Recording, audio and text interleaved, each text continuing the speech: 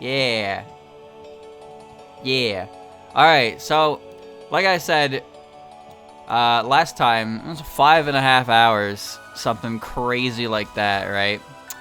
So, a lot of that was because characters showed up and I could talk about characters. But now we're kind of at a point where the characters that are going to show up are characters I've seen before.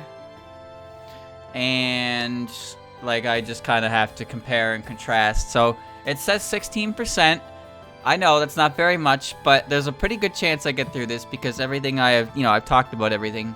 At least I think I have. I'm pretty sure I have. It's been a week. So, starting right away, Sunny and Sanyo. I don't really like Sanyo. I don't care about Sanyo. I think Sanyo might be the least popular character to come out of 18. Her and Misamaru strike me as the ones who would fall under that category. And then you have Sunny, who I'm pretty sure I've gotten Sunny before. But even then, I like Luna the most out of the trio, but I think Sunny is the perfect example of a fairy. She's fun, happy. I enjoy.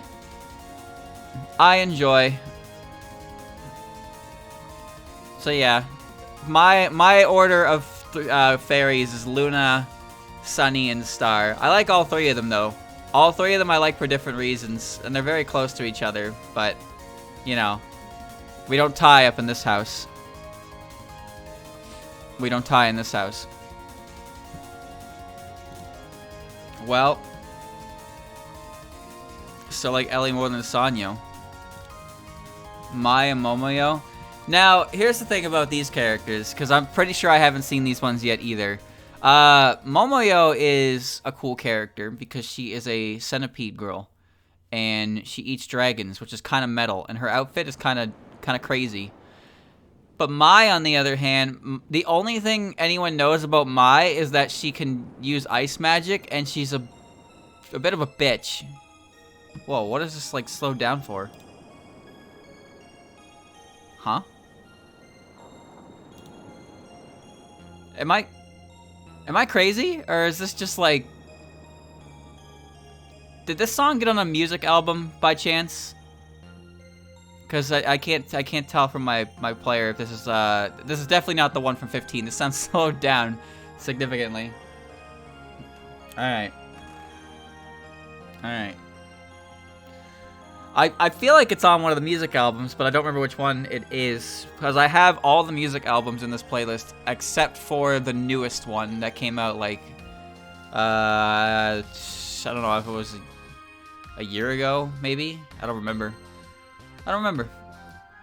But yeah, it sounded really slow-paced. Anyway, I don't think I've ever seen anyone say they like Mai. Like, PC98 is its own series, for sure. I understand that. But Mai is... Yeah, the only thing about Mai that really is known is that she can use ice magic and that she's an asshole. So, she's not exactly the most popular character in the world, and I don't know anyone who's ever had an opinion of that was that highly of her. But to be fair, the way PC98 works is there are a lot of characters that don't have anything. So you either don't care about them, you either think they're neat, or you dedicate your entire personality around one. In which case, well, Anyway. Mai is not a character I really like anyway. I don't like that she's mean to her friend. It's kind of bad. But Momoyo's cool. Momoyo is not my favorite from 18, but she's definitely pretty cool. I like her design. Although I gotta admit, I'm not huge on the Minecraft jokes, but that's just because I'm not really a Minecraft fan. So like, people call her Minecraft Steve, and because she digs things out of a mine shaft, and it's like, yeah, all right. I forgot that the only instance in human history where somebody has ever dug anything out of a mine shaft comes from the fucking video game Minecraft. So. It was bound to happen, but it's just, everybody has their memes they enjoy. I can tell you a meme I enjoy. Chat, the frog on the unicycle? You know that one? Do you know the frog on the unicycle? Hold on, let me find him. Let me find him for you. This is like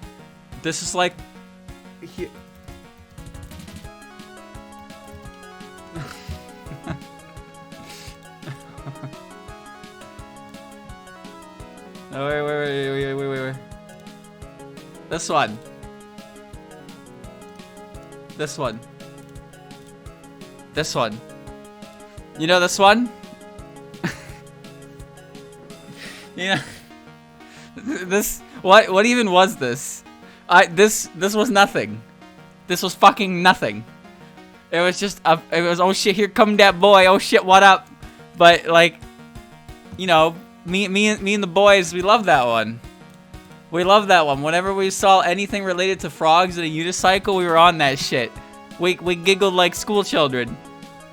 It's funny as fuck. Wait, why is Momoyo still in my face? Oh, I think I got distracted, that's why. Anyway, that meme is like, it's literally just that. It's just that, but it's funny as fuck. All right, like it doesn't make any sense. There's no relevance to it. There's no point to it. There's no punchline. It's just a frog on a unicycle with a stupid caption. That's it.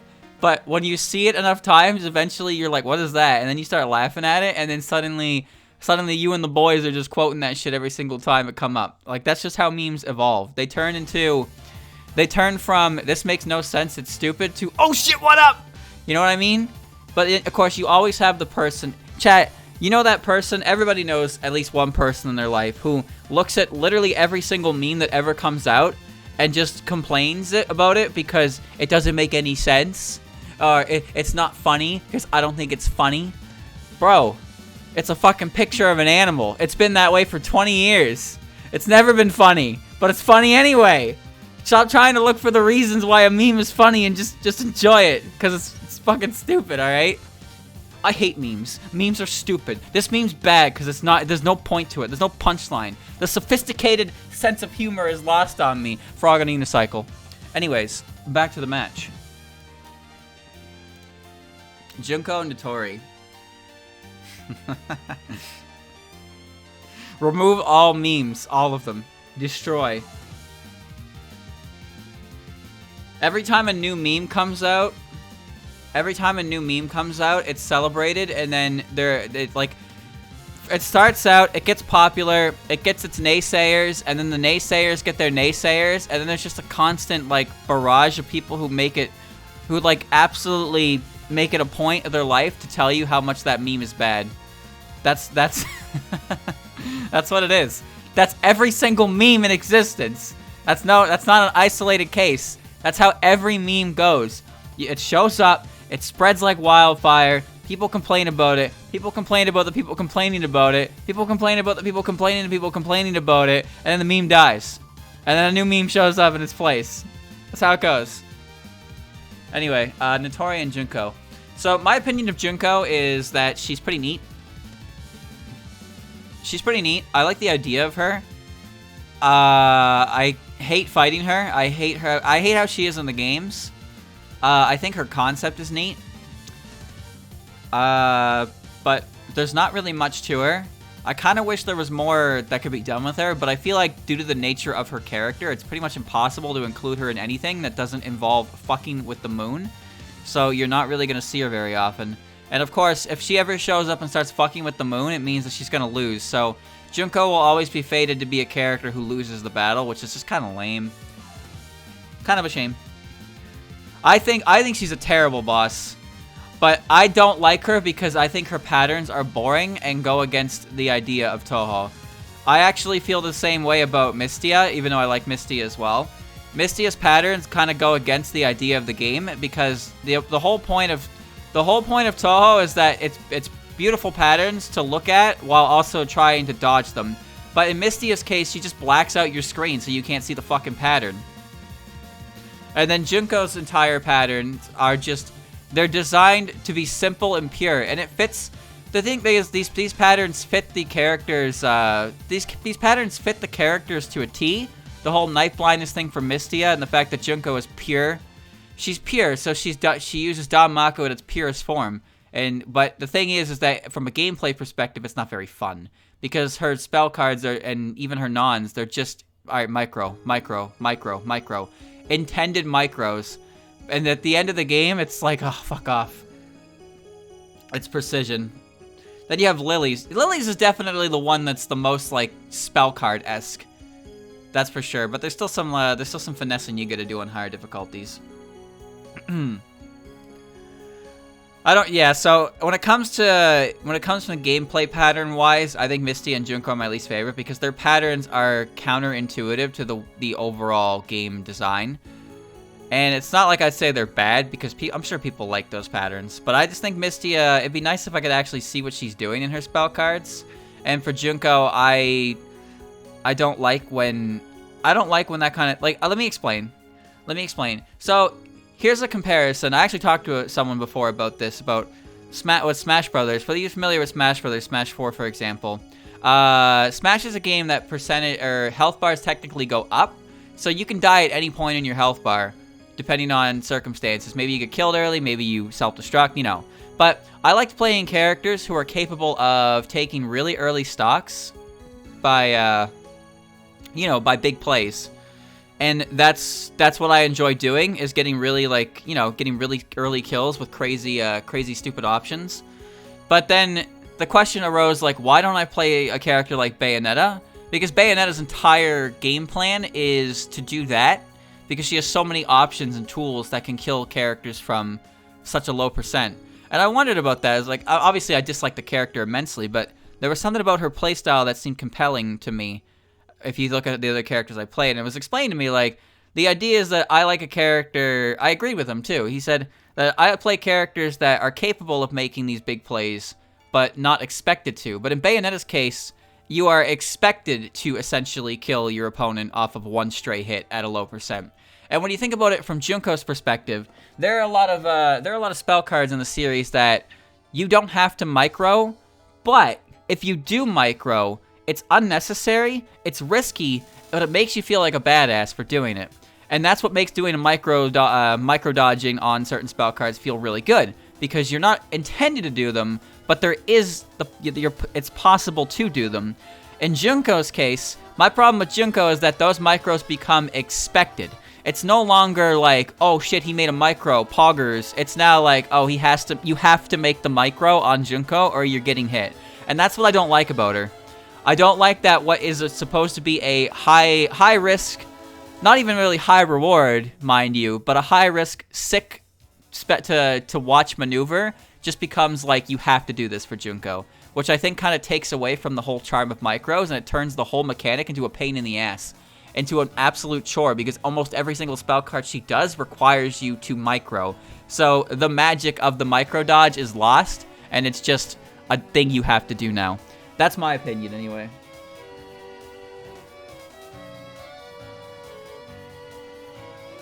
So I clicked, chat, I've done 3 battles and I've been here for 13 minutes. I found a way to get distracted again. Very good. Very good. Anyway. Natori. Natori is a lot of people's, favorites for sure. I think she's a pretty popular character. She's a very popular character, and I completely understand why. The thing I like about Natori the most is I like her business savvy, short stature, I suppose. Her forbidden scrollery art makes her, super small, but she's got a lot of sass. She's got a lot of business savvy. I appreciate her moveset, and I like that she fights with a repertoire of weapons in her backpack. She's a bit of a goofball, but, she's a fun character to watch. Personally, I think she's a very fun character to watch. Just when she shows up. I never have an issue with Natori showing up because she always brings something to the table. That's all. Oh, wow, this is this is not a hard one. Toyohime and Junko. I never said anything about Toyohime before. I just kind of skipped her. So let me express my opinion of this character. She has a sister who I despise, yet somehow I despise her less than this character. I think my problem with Toyohime is Toyohime somehow does even less than Yorihime, yet still somehow manages to accomplish that same level of, oh, it's a Lunarian, Lamau. She's literally just there. She acts like Yuyuko does, right? She acts like Yuyuko does. She's aloof. She doesn't, she's more sociable to the rabbits. She's just in the back, picking peaches and eating them. And then finally, at the end of the series, she's like, oh, Lamau, I gotta go do something. So she, like, snaps her finger, and then she shows up in front of Yukari, and she's like, hey, Yukari, I need you to not. And Yukari's like, damn, you got me. All right, I give up. And it's like, that's her entire character. Her entire character is, I'm here, I guess, so Racing can talk to me and fill up a chapter. And then she shows up at the end, and she's like, I'm here. We surrender. All right, see you later. And that's her whole character. That's her whole character. There is nothing there at all. She is not nearly as offensive as her sister, but that's just because she doesn't do anything. She literally doesn't do anything. She shows up. She just shows up in chapters to talk to Racing. And then when she's supposed to actually do something, Yukari's just like, we surrender. And that's it. That's it. It's over. I hate Raisin's chapter in Renegade because it's Raisin having a deep reflection and a hint of character development, only for Toyohime to go, lol, you're stupid. Well, I don't remember what that chapter was, because I remember reading it, but I remember not caring in the slightest because it was about Raisin. I don't have a high opinion of Raisin. Even less so of an opinion of her than Toyohime and Yorihime. I don't like those characters because I don't think they're very well executed. And of course, they're also quite annoying. And you know what? I'm not alone on that, so it is what it is. Some people really like these characters. Some people don't. I would argue that the Watatskis are probably the least popular characters in the entire series. And I would love to see, honestly, I would love to see what the reception to Silent Center and Blue was back when it came out, because I know for, according to Zun himself, reception to Silent Center and Blue was not hot.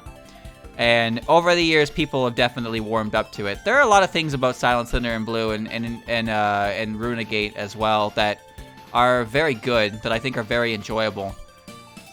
But I definitely don't care much for anything involving the Lunarians for that series. I enjoy looking at Remy doing silly stuff. That's what I liked about Silent Center and Blue.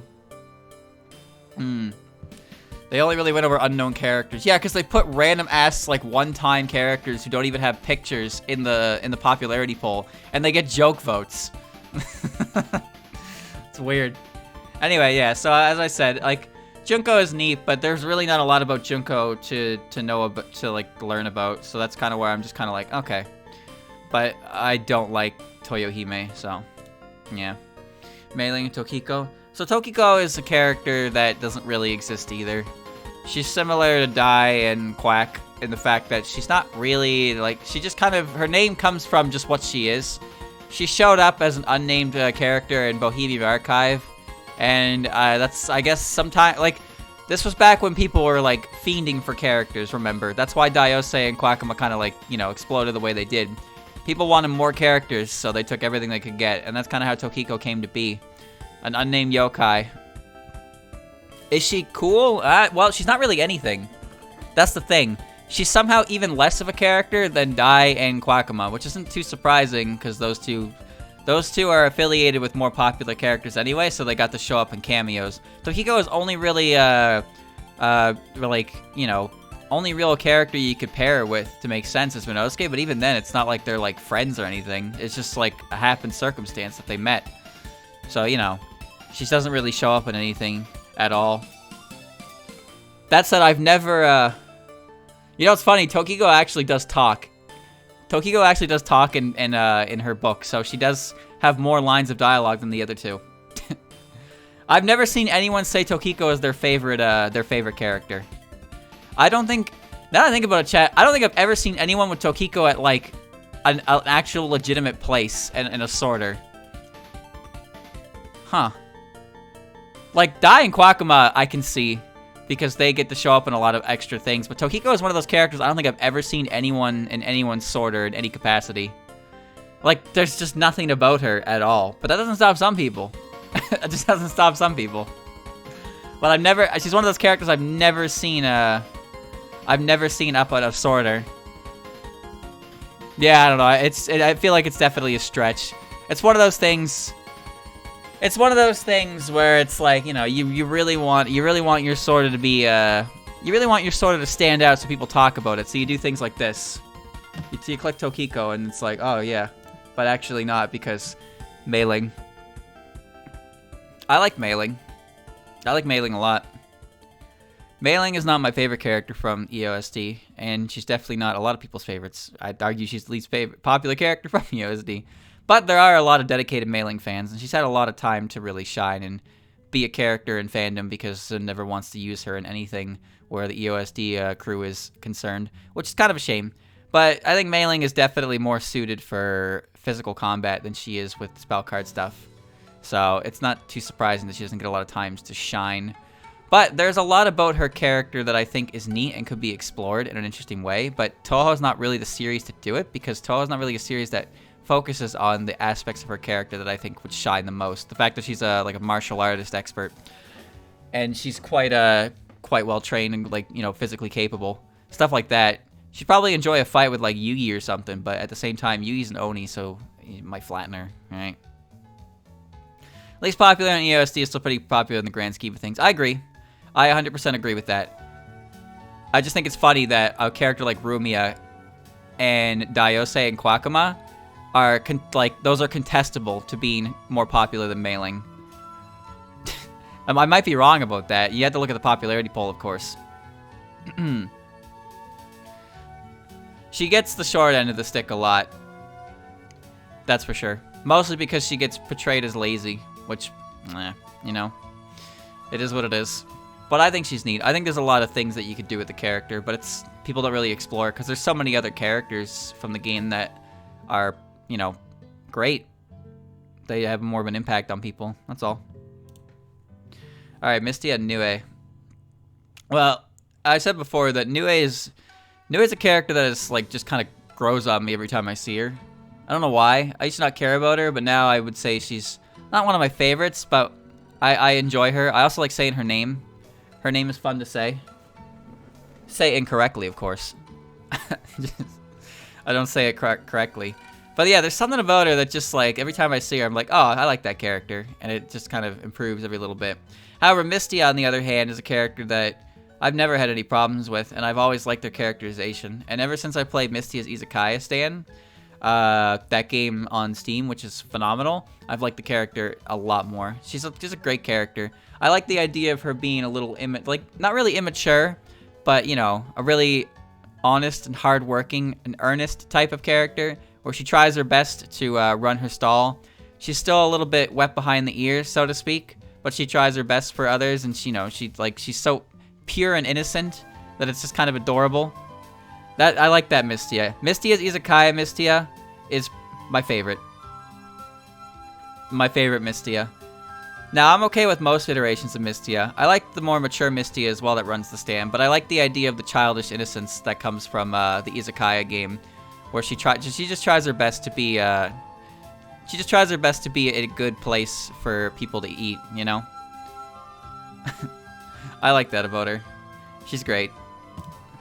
Yiko and Nue? Well, Yiko's good.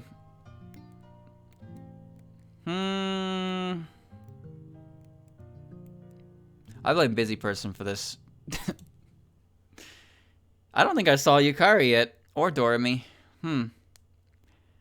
Doremi is a character. I think she's interesting. She's pretty popular. I like her expression more than anything. She's got a goofy face. Yukari used to be one of my favorites way back when I was first getting into the series. I don't know, I just kind of liked her. Nowadays, not so much. It's not really that I dislike her, mind you. It's just like there are a lot of other characters I enjoy more. I don't have a problem with Yukari. She definitely kind of just shows up and, you know, she definitely has a bit of a issue where she just like shows up and figures things out, right? She just kind of shows up and is always able to solve problems in some way, shape, or form. I don't really mind that too much, but I think the character doesn't really show up very much anymore. But I think there are more interesting characters than her. Now, the thing is, sometimes she's portrayed as a bit of a lazy, well, a lazy goofball in fan and stuff. But she's definitely more just like, what's the best way to say it? I don't know, mysterious, I suppose. She's a little strange. I don't know though. I don't know. Yeah, she used to be one of my favorites because I liked her attitude in 7.5. She does get involved in she does get involved in incidents to that require like Gensokyo's like actually a threat to Gensokyo. She cares about Gensokyo, but she never really discusses or mentions how she feels about anything. She's such an air of mystery that can be very frustrating for a lot of people. Because you can never really figure out what she's up to, like what she's up to. It's kind of similar to Kaneko. It's kind of similar to Kaneko, where Kaneko is another character who is always like scheming in the background, but she's never really like doing anything herself. Yukari is a little more involved, but since she never really like reveals what she's doing, it's kind of just frustrating when she shows up because you don't know what the hell is going on with her, like at all. And then you have Doremi. Doremi, I don't know. I don't mind her. I just think she has a funny face. That's that's about it, really. She just kind of has a funny face. I have no issues with Doremi, but if I had to pick between these two, I'd probably just pick Doremi, just because I think she has a funny face. Ringo and Sumireko. All right, well, I know I didn't see Sumireko because if I had seen Sumireko last week, I would have went in on that character. All right, so here's what I'm gonna say. Oh boy, here we go. No. I'm gonna say one thing. One thing about Sumireko. All right, this is all I'm gonna say. Sumireko is a phenomenal character in the sense that she is perfectly written as an obnoxious and annoying teenage girl. I hate her. I hate her because she hits the character so well, which in turn makes it good writing, I think. However, on the opposite end of the spectrum, I rather dislike how much of a focus she's become in recent media. And I personally see Sumireko as more of a...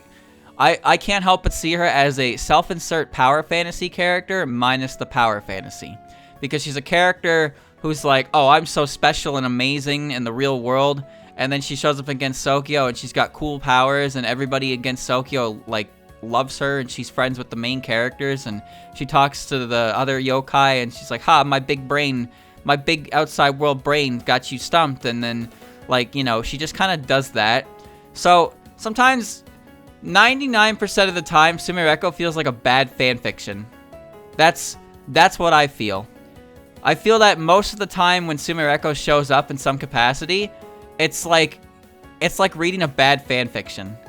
It's like, whoa, there she is. It's John Touhou, my favorite character. And it's like, hey, I'm here to solve all of your problems and make your day and be absolutely lovable with no character flaws whatsoever. Except John Touhou is a manly man who solves everyone's problems and has gone through his own share of hardship. Don't diss John Touhou. But the problem with Sumireko is her name is just Mary Sue. But not even like Mary Sue. I just, you know, she's just a cringy teenager. She's a cringy teenager who finds herself in the plot of an isekai. And I just can't help but look at that and think there's too many tropes going on here that make me want to vomit. And anytime she shows up, I don't like her. I don't really like her. So that's why I don't like her. I don't like her because the way her character's written and the way that she's always involved in stories makes it feel like she's just kind of like... She's about 3 sentences away from being a bad fanfic. Yet, she's in canon material. And that's the part that I think annoys me the most. Is that she's so... She took over Renosuke's book as her own. And it's just like... It feels like I'm reading fanfiction. So I stopped reading it. So yeah, Sumireko. I just don't like her name either.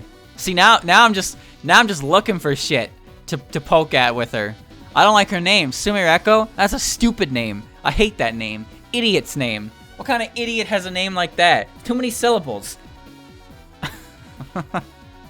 Get it out of here. Alright. Anyway, back to the match. So yeah, Ringo. I said before. Not much to her. She makes dango. She's got a nice tummy. That's about it, really. But... not really a character.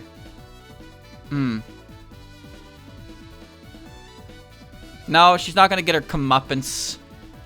No, she's just going to keep showing up until eventually Zun doesn't want to write her anymore, and then she's just going to disappear. I would like that, personally. Alright, how's this, chat? How's this for the greatest chapter in Touhou history? Ready? Here you go. I'm gonna tell you the chapter. Chat, I want you to rate it at a 1 out of 10, okay? Alright, here's the chapter. I call it The Last Time You Ever See Sumireko Usami. Alright, good title, I know. So here's what happens. Sumireko Usami shows up in Gensokyo one day and she's like, hey Reimu, and Reimu's like, goodbye. Alright, hold your scores. Hold your scores until the end, alright? Hold your scores until the end. And Reimu's like, sorry Sumireko, you can't be here anymore. You have destroyed the balance. And if you don't leave in 5 seconds, I'm going to fortune teller you. And Sumireko's like, gosh, I don't know what that means, but okay. And so Sumireko is now getting ready to leave Gensokyo forever. And suddenly Mamizo shows up and she's like, hey gang, what's going on? And Sumireko's like, hey, you kind of look like me, and grabs her hand, and then both of them go through the portal, and then they both disappear from Gensokyo forever. There you go. That's the chapter. Sumireko takes Mamizo outside of Gensokyo, and neither of them ever come back in canon ever again. What do you think, chat? What do you think? Good plot, I know. Good plot. I've done it. These are the kind of scores that Morbius could only dream to have right here, and I managed to do it in as little as 2 sentences, maybe 3, possibly 5. I lost count. I'm just playing. I'm just playing.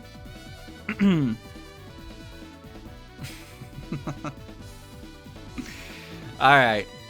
But yeah, Megumu. That's a new one. So, Shingyoku's not a character.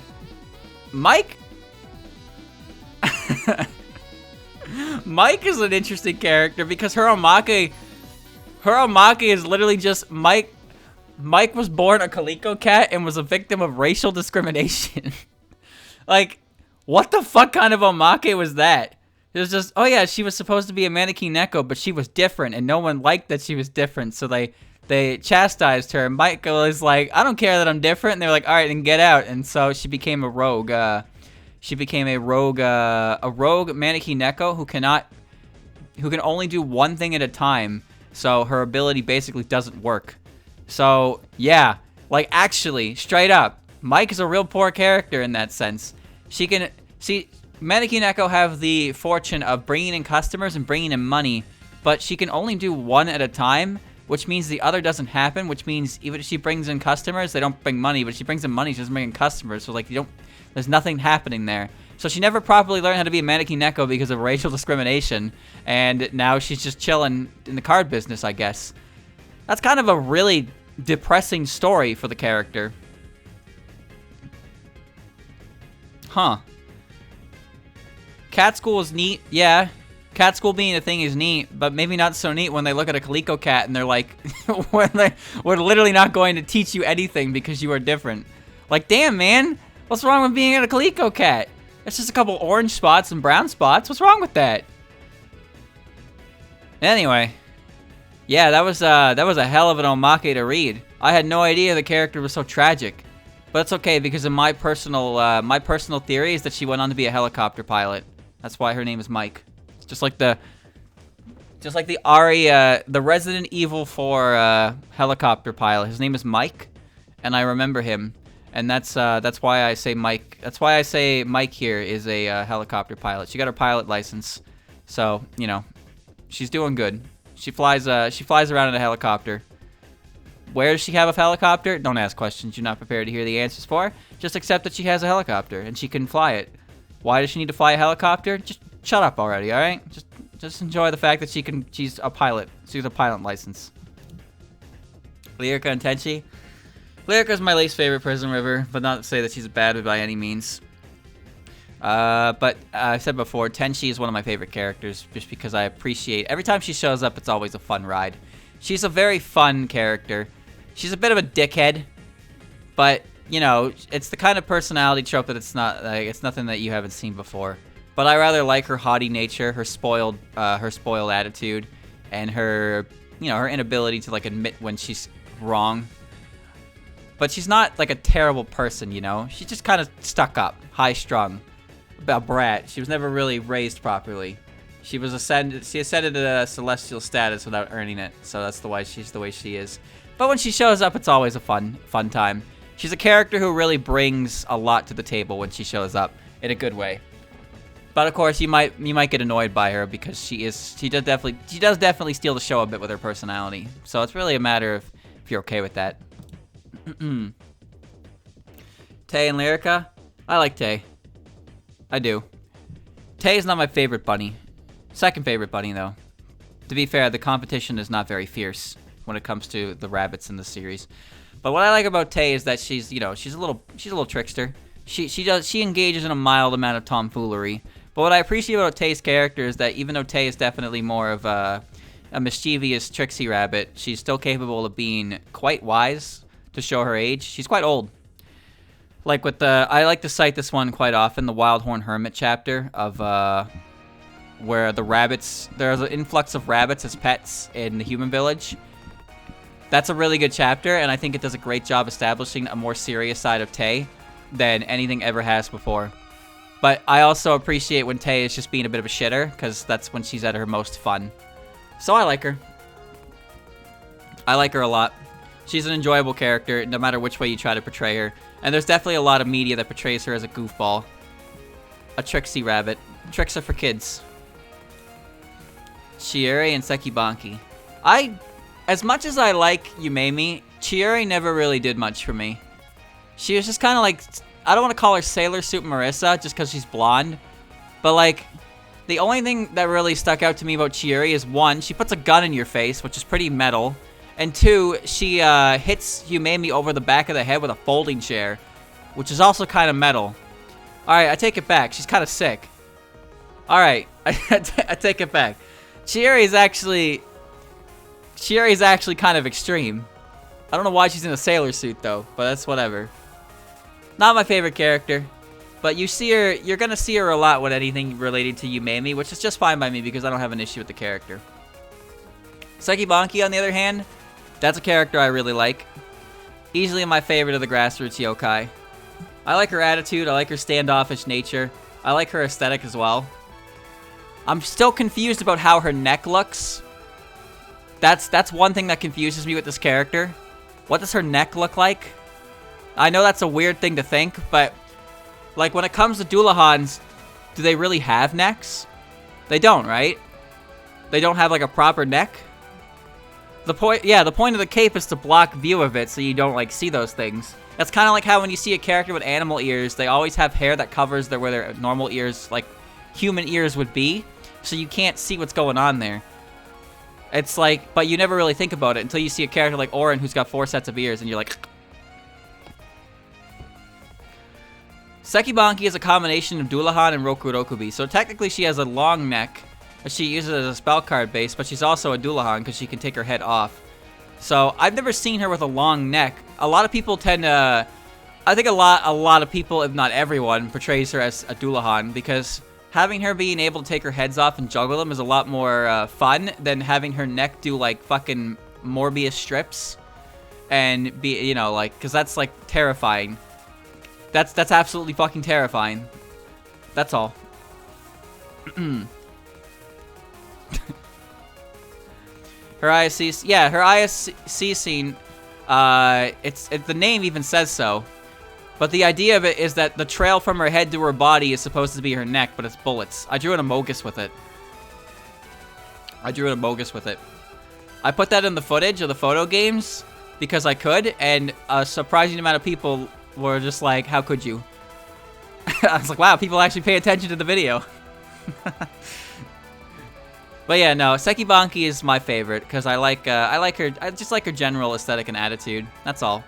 She's pretty cool, and I really enjoyed Kubanashi Recollection. That's a fun Sekibanki game. Sekibanki is a funny character with the way you can use her heads in different ways as well.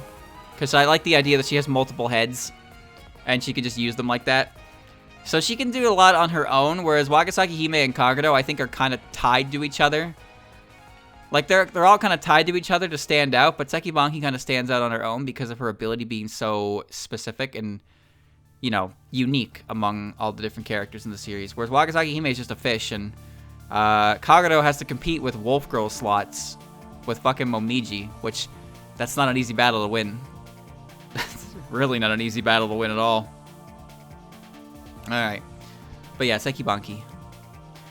Yoshika and Gengetsu. Now, my opinion of Yoshika is not really that grand, because she's just kind of a zombie.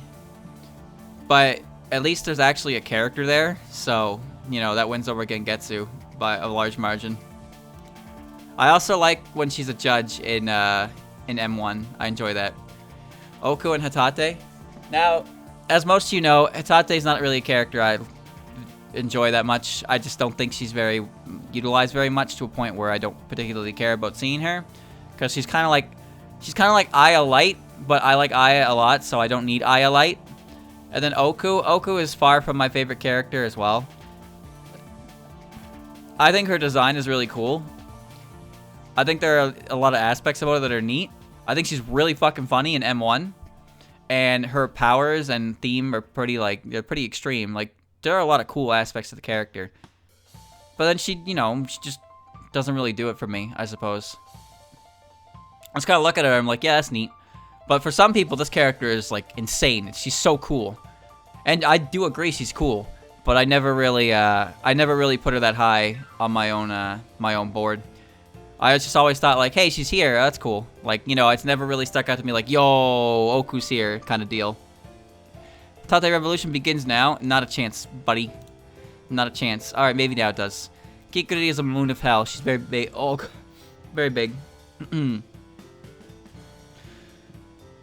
When you pair it up against a character from PC98, it's pretty hard to lose. Let's be real here. Lunasa and Satori. Lunasa is my favorite Prism member, but Satori is, and probably always will be, one of my favorite characters. Nazarin 2. Nazarin 2. Momiji, definitely over Lunasa. Yuka and Suiko. I like both of these characters. Yuka I appreciate as just being a rather docile flower lover who has not a bad attitude, but a very scary streak when she gets mad. But I like to think she's pretty mellow. Suiko, on the other hand, I find is a pretty sad case. Ever since the Omake, she's really just, you know, she's just hanging in there. She's just around to see whatever's going on to the end, but you know, she's got no real reason. She's got no real reason to stick around after the fact. Once everything is said and done for her against Tokyo, that's just where she's gonna wrap it up, which is just you know, that's kind of sad. She's not too funny anymore. Yeah, I mean, she's still funny. She can still be funny. But knowing that she's resigned to her fate like that is definitely kind of sad. It kind of made me feel a lot more for the character, just in general. Like, because there's a lot going on behind that little facade of hers. Not even a facade, right? She's just a small, goofy-looking frog fella, but there's a lot more going on with her than meets the eye. Fortune Teller and Yuka. Chat, I'm pretty sure the only reason people like Fortune Teller is because of the irony of the character. Like, it's an ironic kind of like. I like to believe the character has, like, some aspects of him that could be really neat. But, you know, he's literally just a one-off villain who gets absolutely blasted 5 pages later. That's it. Thank you, Mayo, for the resub. He literally just gets blasted 5 pages later. That's it. He doesn't really do anything as a character himself, but I feel like the concept of him is interesting, and he could have been something. But yeah, he really just serves as a warning more than anything. He's more of a plot device than Raisin is, yet somehow I like him more than Raisin. But again, I think it's just because he's such a, like, the way he goes out became such a, like, a thing that it turned into a bit of a meme. So he's just, when you see him, you're like, hey, it's that guy, yeah, yo, that guy who's like in half, and you know, that kind of feeling. Whereas with Raisin, it's just like, oh, it's the rabbit from the, you know, like, you don't feel anything. There's no comedic value to seeing her, where there's comedic value to seeing this guy, because look at this guy. Like, this is the art they used for this, because that's all he is. He literally just exists to split in two. That's it. So yeah, Yuka. Misamaru and Fortune Teller. I'll be really chat. I really don't like Misamaru. And it's not like she's even done anything to warrant that. But if I saw both of these characters in a room, I'd be like, hey, the fortune teller, yo! I would not even, like, give 2 shakes of a lamb to this character. Oh, that's a hard one. Is it, though? Is it that hard? Yeah, he's more of a concept than a character. I agree with that. Because he shows up, he explains how something like he could exist. He explains how something like he could come to be. And he explains why something like he is not allowed. So he's definitely more of a concept than a character. I can definitely agree to that. But I think his design is actually kind of cool. He's got a very sinister look to him. I just feel like, you know, he could have been a cool thing if he served as more than just an example. So this one actually isn't as hard as I think. Yumemi is definitely my favorite character from PC98, no doubt about that. I really like her. But Yam is just, she's just, you know, it's Yam. It's the spider lady. It's a spider lady. She makes candy, she does construction, and she's a spider. Well, that's kind of a miss for some people, of course. She's got them spider legs. But Yam is a character I've come to appreciate a lot over the years, to a point where when I see her, I'm always a fan. I'm always a fan of Yam. Ebisu, I appreciate her more because of the Omake stuff, but not as much as Yumemi. Saki and Eiki, I like the Mafia bosses. I do. I think they're neat. I would like to see more. I would like to see more games. I would like to see more games involve them. Chad, I actually think I think a pretty decent, like, Fire Emblem-esque type of game, like a tactical RPG, would work really well in the setting of the animal realm. Like, you know, I do think it would be kind of bland if the units were just, like, Haniwa, mind you. So you'd need, like, theme units, but actually having, like, an all-out 5-faction war in the animal realm would be a cool idea for a tactics RPG. Because you got, like, you know, you take control of Keiki and your army, and you take on all the 4 different groups involved. But also the 4 different groups aren't exactly conspiring to work with you or with each other, but they also like, you're obviously the main. Like, the thing is, they're all underhanded, right? So the thing is that, like, you would definitely, I could see all 4 of them ganging up against Keiki. But at the same time, each one would try to further their own agendas, so they could definitely pull some bullshit. They can pull some bullshit and turn against, like, let's say, for example, here's a mission. Here's a mission where it's like you're attacking a small, like, reconnaissance troop from of the oh god, what's it? The Kiketsu family. That's yeah, that's the Kiketsu family. So you're chasing after a small recon unit to take them down, and you get there, and like the Kega family shows up as quote unquote reinforcements, but instead of actually helping, they see like the kind of like they can take advantage of the situation, so they become like neutral units, kind of deal. So you can have like enemy units, player units, and then like not green units, but kind of like the idea that Saki's units would attack anyone who gets close proximity, because obviously they want Keigi's unit down, but it would benefit them to take down the Kiketsu family unit as Yashie's unit as well. So the objective, of course, is to rout the enemy, as it tends to be. But it's just that Saki and Yashie's troops are also going to be willing to attack each other, and you can kind of take advantage of the chaos in that sense. So, like, obviously they want to work together to a certain extent to get rid of Keiki, because she's the main threat towards their faction. But also, these animal mafia bosses are opportunists who would take the opportunity to gain the upper hand on their competition as well. That kind of deal. But the main thing is that I think the player units would have to be more interesting than just Haniwa soldier or like spirit, you know? Now the enemy units can be generic, but I can't think of a way to directly involve like Touhou characters into this setting to make sense. Kind of like how, like, think about how Genso Keifu does, right?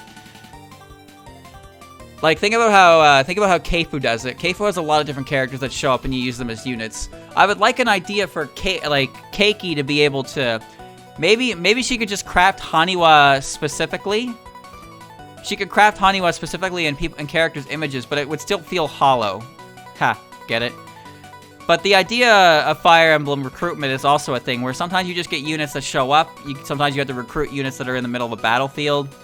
But like again, it's hard to really make characters for this that stick out, that aren't just like a bunch of OCs, or B, like Haniwa. So you need reasons for like actual notable characters to show up and be able to recruit them for your side. You know what I mean? I've never played Advance Wars, so I don't really know how that game... I know it's a tactics RPG, but I don't really understand how that game works. So, Fire Emblem's the only tactical RPG I'm really familiar with. That and SMT, or Super Robot Wars. Not Shin Megami Tensei.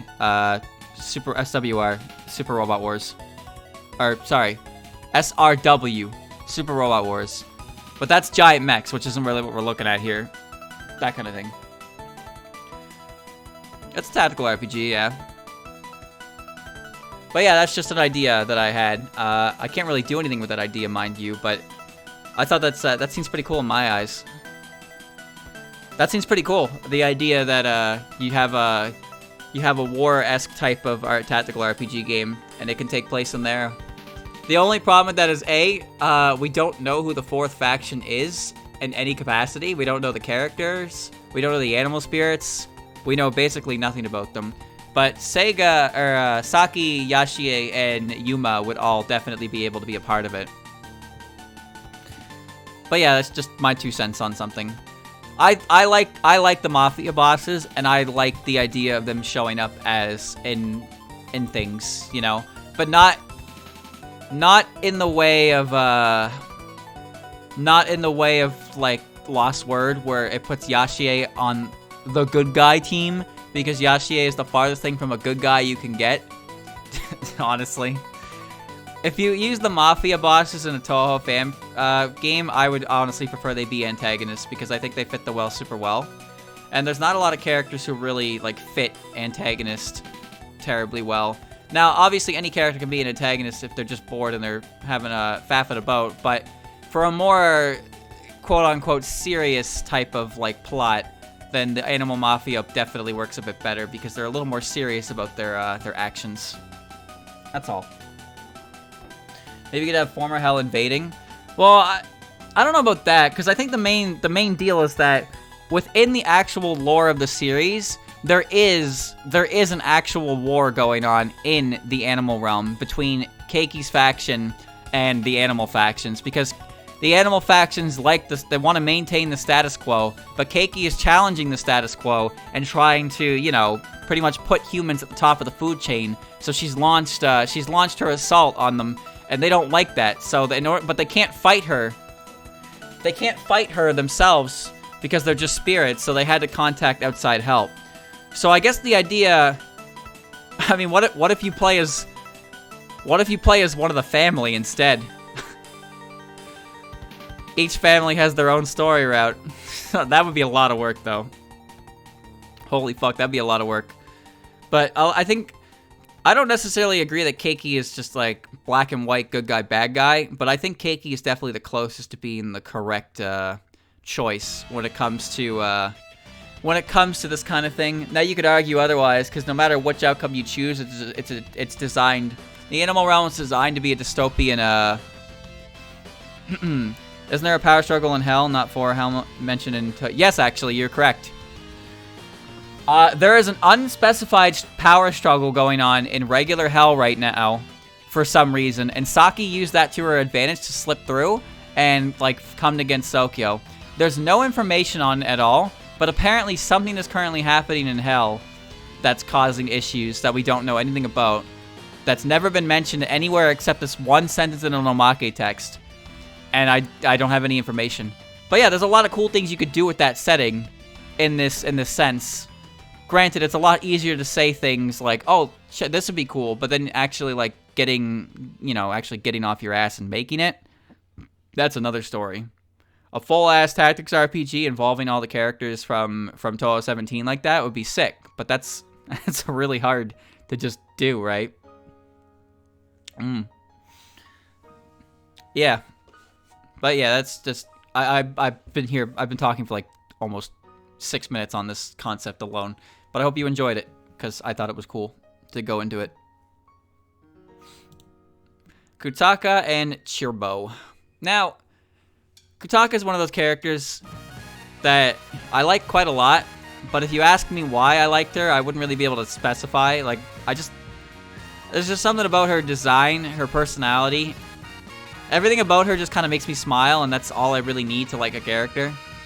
That said, though, Chirbo's not my favorite character, but she's also one of those characters who just shows up and I'm like, it's this goofball again. You know? There's never really a time where Chirbo shows up and isn't a fun character. The only time I dislike when Chirbo shows up is when her character writing devolves into very, very blatant, like, just like one-dimensional meme, you know? I don't mind when Chirno is represented as a bit of a dummy head. I don't like when a character's entire characterization is just calling her a dummy head, and that's it. It's all about show, don't tell, you know? I want you to express Chirbo's intelligence to me through her character writing. I don't need you to have every single character call her a dummy head every single time she, like, utters a sentence, you know? You don't need to spoon-feed me that. I'm well acquainted with Touhou. But if you can show that her character is a bit of a dummy head just through her interactions and responses to different things, then that's good writing. I like that. Chirno trying to sell water-flavored shaved ice. I think that's funny, personally. I use this example a lot, but I think Azure Reflections has a great style of writing Chirbo, because Chirbo in Azure Reflections is definitely, you know, it's definitely a fairy. She's a bit slow. She's a goofball, but she's also got a sweet heart.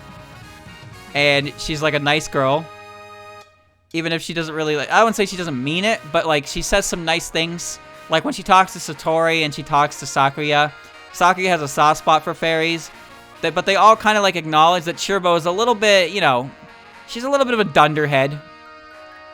But it's not, they never call her, like, they never just flat out call her a dunderhead. They just kind of like, you can kind of tell how Chirbo is just from her interactions with other characters. Now, granted, every now and again someone does call her a dummy head, but that's just part and parcel. But I appreciate Azure Reflections writing because it doesn't rely on just like, oh, yeah, she said a dumb thing, let's call her dumb. It just presents Chirno as a character, as a believable in-universe character. So when I see her, like, talk, same with Marissa and Reimu, for example. I think they're all well-done characters because they fit their roles well. They fit their personalities well, and it doesn't feel ham-fisted or forced. It just feels like they're an actual character. That kind of thing.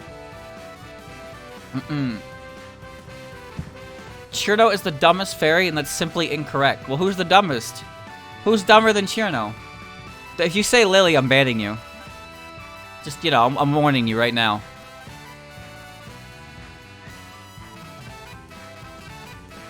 You better watch your answer. But yeah, Chirno is a character that I appreciate. Most of them, probably. Well, I mean, yeah. Fairies just kind of faff about. They don't really care. That's why they're fun to watch.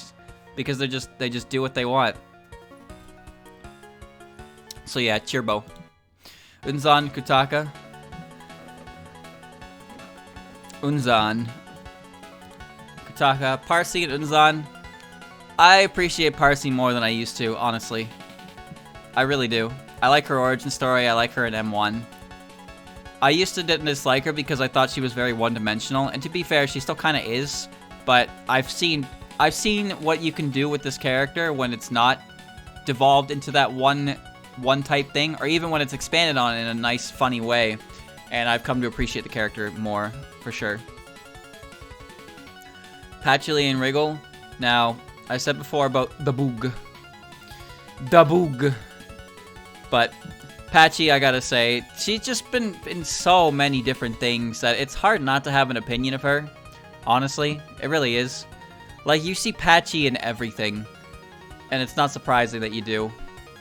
And I guess I find it's hard to dislike her, because even when she does show up, she doesn't really steal the show, but she's always kind of relevant to what's going on. So I just kind of like her. She's one of those Touhou characters, you know? Like, you see her, you're like, oh, that's a Touhou character. You know what I mean? Does Lily White actually speak in any official media? Yes and no. Let me explain. So, in the Grimoire of Usami, there is a section where Lily shows up and does her fireworks. And in the written text is Lily's thoughts on the fireworks. But it's impossible to determine whether or not that's actually Lily speaking or if somebody is interpreting what she's saying with her weird noises. So that is the only time Lily White has ever spoken in canon, but since it's in text form, it's kind of hard to tell whether or not she actually spoke those words. It's not like a manga bubble where you see the word box, right? So you could say yes and cite that, but you could also argue that it's not 100% like she talked kind of deal. I'm either way. I don't mind her being a character who can only make wee noises, right? But I don't mind if she can talk as well. I don't mind if she can talk. I mean, she shouts about spring, right? Surely she can say it. She can say at least that, even though she's never done that in canon. People love to have her set up for that. Anyway, Marissa and Wriggle. Let's Wriggle. Ichiden and Marissa. Oh, Ichiden. Ellie and Jun. That's Sariel and Ellie. Sariel. Kanako and Ellie. Kanako. Narumi and Koishi. Narumi. Wagasaki Hime and Koishi. Wagasaki Hime. Urumi and Koishi. Koishi. Yatsuhashi and Urumi. Urumi. Kogasa and Chen. I think Chen is another one of those characters that's hard to dislike. But in my case, there are a lot of characters I like more than her. Kogasa's a character who I wouldn't say she grew on me necessarily. I never really had a problem with her, but I definitely like her a lot more as time went on. Rika and Chen. Hikatia and Rika. Hikatia. Shimada and Yashie. Shimada. Rinosuke and Yashie. I think it's less so that I like Yashie more than Rinosuke, but I like the concept of Yashie more than Rinosuke. You know what I mean? Like, I just feel like there's so much you could do with this character. And the idea of that is what makes me want like her more. But her herself, I don't know if I like her more than Rinosuke. Because I do like Rinosuke quite a lot. Granted, it's mostly the Chad version of Rinosuke that I enjoy, because he shows up, rips his clothes off, and then he's like, you know, he's born to tango. They're both good characters. I like them for weird reasons, though, for sure. I'll probably give it to Rinosuke just based on his muscles. Star and Genji. Star. Yugi and Genji. Yugi. Letty and Genji. Genji. Keiki and Letty. Keiki. Eternity and Moko. I'm still waiting for Eternity to do something. Last year, she was my favorite fairy because I was really invested in all the things that she could do, and I was excited. But since nothing has come of that at all, I'm just kind of like, oh. You know, I just kind of feel like what could have been with that character has yet to come, and I've grown a bit weary just waiting for it. So, yeah. He bought into the hype. Yeah, actually, kind of. Like, there was a lot of hype around what she was doing in Visionaries, and I was like, oh, that's exciting, but then she didn't really do anything with it, and I guess I just kind of got tired of waiting, you know? I ran out of copium. Or maybe I just quit cold turkey. I quit cold turkey. No more, all the copium's gone. Trust me, she'll be back in the next game, and she'll be really strong. Although, you know what's funny? Eternity Larva actually is confirmed to show up at 18.5. She's in the screenshot. So, Eternity Larva will be showing up in 18.5. She's coming back. Is she gonna do anything with that reappearance? Doubtful. But she is coming back. Rikako in Eternity, Rikako. Kasen in Eternity, Kasen. I have a feeling that Eternity dropped a lot from last time. Shinki and Hina. Now, catch me a year ago, I would have easily said Shinki here, but I gotta admit, Hina grew on me super, super hard. I blame Mizusoba for that. Yuki and Shinki, Shinki. Maribel and Yuki. Maribel. Suika and Sanai. It's not really a hard one for me. Suika. Byakuren and Sanai. Easily Byakuren. Remilia and Akyu. Remilia. Clown Piece and Akyu. This would have been harder like a year ago, but now it's definitely Clown Piece. Ruma and Ran. I think at one point this could have been a hard decision, but nowadays it's fairly obvious. Takane and Ran. Merlin and Takane. Think about that one for a second, actually. Listen, Hina never really did anything, but Hina from Hina game was fun. And I've learned that I like saying her name a lot. Her name is just fun to say. That's all. Some characters have names that are fun to say. Merlin and Takane. I want to see more Takane in the future because I'm curious about Yamawaro culture. I like her design. I like her overall like aesthetic. I think she's pretty cool. But I gotta admit, the Duke girl's got a special place in my my heart. Here's the thing. Here's one thing I like about the Prism River aesthetic a lot. I love when they're presented with a more like European vibe. You know what I mean when I say that? Like they're in like a stone wall, brick wall cafe. They're up on stage. They're playing some smooth jazz, some nice swing, like a more European take on the Prism Rivers. Which, I mean, given their name, I could believe that they're not Japanese. I can believe that. They're good.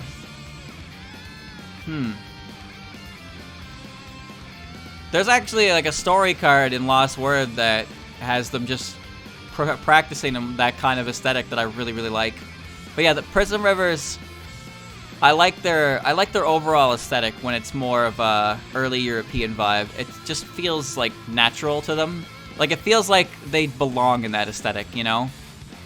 Like if you put them on a Japanese stage, it feels kind of strange. But if you put them in like a brick wall cafe or like a corner bar or something like that with a stage, they just feel so natural there. And I really like that aesthetic to begin with. So having 3 characters that complement it so effectively is just like, you know, that's just bonus points for me. And I like jazz. I like jazz and swing, and these characters have some great jazz and swing songs. Especially Swing of the Dead's Triangle. Fantastic song. Sega and Takane. A Prism River concert at the SDM. Well, the thing is, the interesting thing about them now is Raiko is a part of their troupe, right? But Raiko is a taiko drum, a very a Japanese drum. Now, granted, like she can still just play a drum just fine and still fit the aesthetic, but her slotting in is a little different. But yeah, no, I just like I just kind of picture them, because remember, they also live in an abandoned mansion off the side of they live in an abandoned mansion off the side of the Misty Lake that is definitely of European style. Because Japanese mansions, you see that with Aente and Hakigokuro, but with the SDM and the abandoned mansion, they're both a similar European style. So it just fits them, you know? It just fits them. Raiko definitely has an actual drum set. Yeah, the little, like, the thing behind her is kind of like a full drum kit, essentially. I'm just saying that she is a taiko drum, originally. So she is a Japanese drum at heart. So I don't think it necessarily meshes, or not meshes. It doesn't contrast the style too hard. But when I think about that fact, it's just kind of like, oh shit, right? It makes me think about that fact for a little bit. Like, the Prism Rivers all together are very strong European style. But when you throw Raiko in the mix, like, it's not as like perfect of an aesthetic anymore. That's all. But that's not to say I dislike Raiko or I dislike her inclusion in the Prism River trio. Well, no, it's not a trio anymore, of course, because I like Raiko a lot. It's just the Prison Rivers themselves, since they're sisters, them all together fits well in that aesthetic. That kind of deal. Anyway, Sega. I mentioned earlier, or like last week, Sega's not a character that I particularly like. She doesn't do much for me, but I do appreciate how much writing she has in her omake to really illustrate the kind of character that she is. And I wouldn't say it's necessarily... I would say that I don't like her because she's poorly written. I actually think she's quite an intriguing character. She's just not the kind of character that I personally like. So I wouldn't call her like... You know, I tend to use Dio as an example all the time when it's like, it's okay to like villains because they're designed to be awful like human beings, but you can still like them. Sega's obviously not like a fucking Dio level villain or anything like that, but even though her qualities as a character are definitely more of the negative side for sure, you can still like the character for who she is. It's just that kind of characterization I'm not really a huge fan of myself, so I don't really vibe well with the character. That's all. She's a very selfish lady, and that's not really my kind of character. That's all. It's kind of why I don't like Seija either. Like, there's just certain types of characters with personality tropes that can make them be antagonistic. They kind of have to go off the deep end and be like unapologetically evil to be like, yeah, I respect that villain because he's just evil because he's fucking evil. But characters that are just kind of a nuisance or like they just kind of kick you in the shins, like characters that kick you in the shins all the time, they don't really, like, it hurts, it's annoying, but it's never gonna like do anything to you. So you just look at them and you're like, oh, this little fucker's back. But a character like Dio who just rips your heart out, you're like, yo, and then you fall over, right? Dio's the kind of guy who rips your heart out, Kalima style, and he just smiles, and then he does his pose, and you're like, damn, that's metal. But then, like, a character like Seija or Sega, they kind of just come over and kick you in the shins and ask you if you're annoyed, and you're like, yeah, I'm annoyed. Can you fuck off now?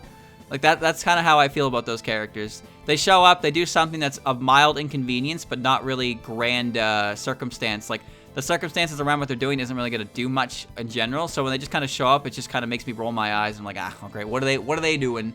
Sega less so, because even though I said all this, she doesn't really do that in canon. The worst thing she's done is she decided to be Santa Claus and deliver presents and steal things of equal return if they didn't leave presents for her. But yeah, she doesn't really do much in canon to warrant that kind of opinion for sure. Sega on the other hand, yeah. Sega on the other hand. But yeah, I don't really have a problem with Sega. I still wouldn't say I like her that much because it's just the nature of her character traits not doing anything for me. But the reasons that I dislike her have definitely changed, and I fully acknowledge that she's a fine character. She's just not my cup of tea. That's all. Miko and Daiose?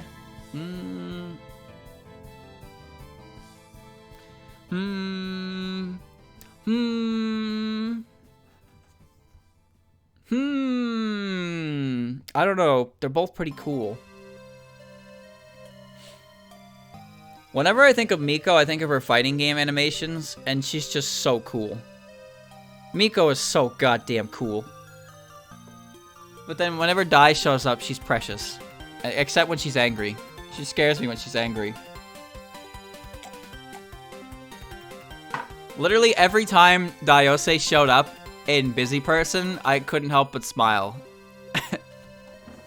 I couldn't help but smile every time she showed up, because she's got that goofy looking expression on her face, and she's so small. Holy fuck, she's so cute. Take off her cape and see how you feel? Listen, I'm of the belief that Miko is a really cool character, but I still think she's cute, so, you know, if you took off the cape, that wouldn't really change much for me. I think that would just make her look more adorable, personally. But I'm a Miko fan, so that's, of course, that's the opinion that I'm gonna have. That's all. I've always wondered why Daiose's wings look like that, though. They're so strange. Also, her hairstyle is like Flandre's, but on the wrong side. Maybe she's the 5th Rumia clone. Or, not Rumia. She's the 6th Flandre clone. Oh, there's your new theory. Everyone in Gensokyo is just a runaway Flandre clone. She just accidentally 1,000 of a kind, and they all split up, and they all took on their own lives, and now the society is literally just Flandre clones that don't realize they're Flandre clones. So much. Speak English or die. But yeah, between these two characters, Daiose, Miko, I like them both. I want to say I like Daiose more, but I can't, like... Honestly, no, yeah. I like Miko a lot, but I do like Daiose. Kana, that's a no-brainer. Dai is the anti-Flandre. Yeah, until she's mad. when she's mad. Oh. Kana and Sagame, Kana. Grayson and Sagame, Sagame. Ellen and Yomu. Quackama and Ellen, Quackama. Mai and Ellen, Ellen. Shingyoku, Mai. Komachi and Kozusu. Now, you know what I like about these characters, just looking at them? They have the same hairstyle. So, Komachi is one end of the character slider, and then Kozusu is the other end of the character slider. That's it. When you're in your character creator, Kozusu is just everything slid to the left, and Komachi is everything slid to the right. That's what it is.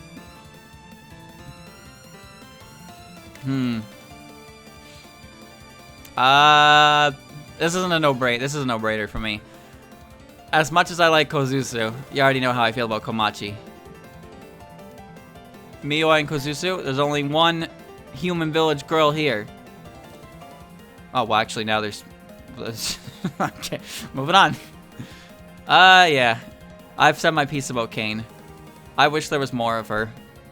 But I definitely like her more than Mioi. Aya and Sho. No-brainer. Still Aya. Still Aya. On and Sho. Ooh, that's... I'll think about that one for a second, actually. Now, I really like On. I've definitely warmed up to On over the years. Because ever since I read Wildhorn Hermit, she's a very helpful character. She's nice. She's great when she shows up. But I've come to appreciate Sho a lot as well. To a point where I lament her inclusions in things if it's just to be a, you know, to be a joke. But I just think there's so many things you can do with the character because her personality, maybe not so much her personality, but her aesthetic is just like, she's so cool, you know? I think she suffers, I think she kind of suffers a similar situation to Mei Ling. Actually, there's a lot of parallels to make there. She's part of a group, but she's easily the least represented of said group. She definitely feels like she'd be suited more for, like, physical combat. Just based on their looks. Well, I mean, there's not much Mei Ling's looks, but what we know about her as a martial artist. But Sho carries around a spear, and she is a tiger yokai, so she's probably got some, you know... She was born of a fear of her fierce nature. A nature that could rival... The nature of a creature that could fight a dragon. So Sho has definitely got some, like, actually got some strength to her, for sure. She has to. She's the disciple of a god. That's pretty impressive. But yeah, there's a lot of similarities I can see between Mei Ling and Sho, and that another one being that when they do show up, they're often poorly represented as a one-trope character, which is a shame. So yeah, they suffer a similar issue in that what it is about their character that I think makes them really cool is not the kind of thing you'll ever see them do in the setting of Touhou, so they're not really ever going to show up and do anything.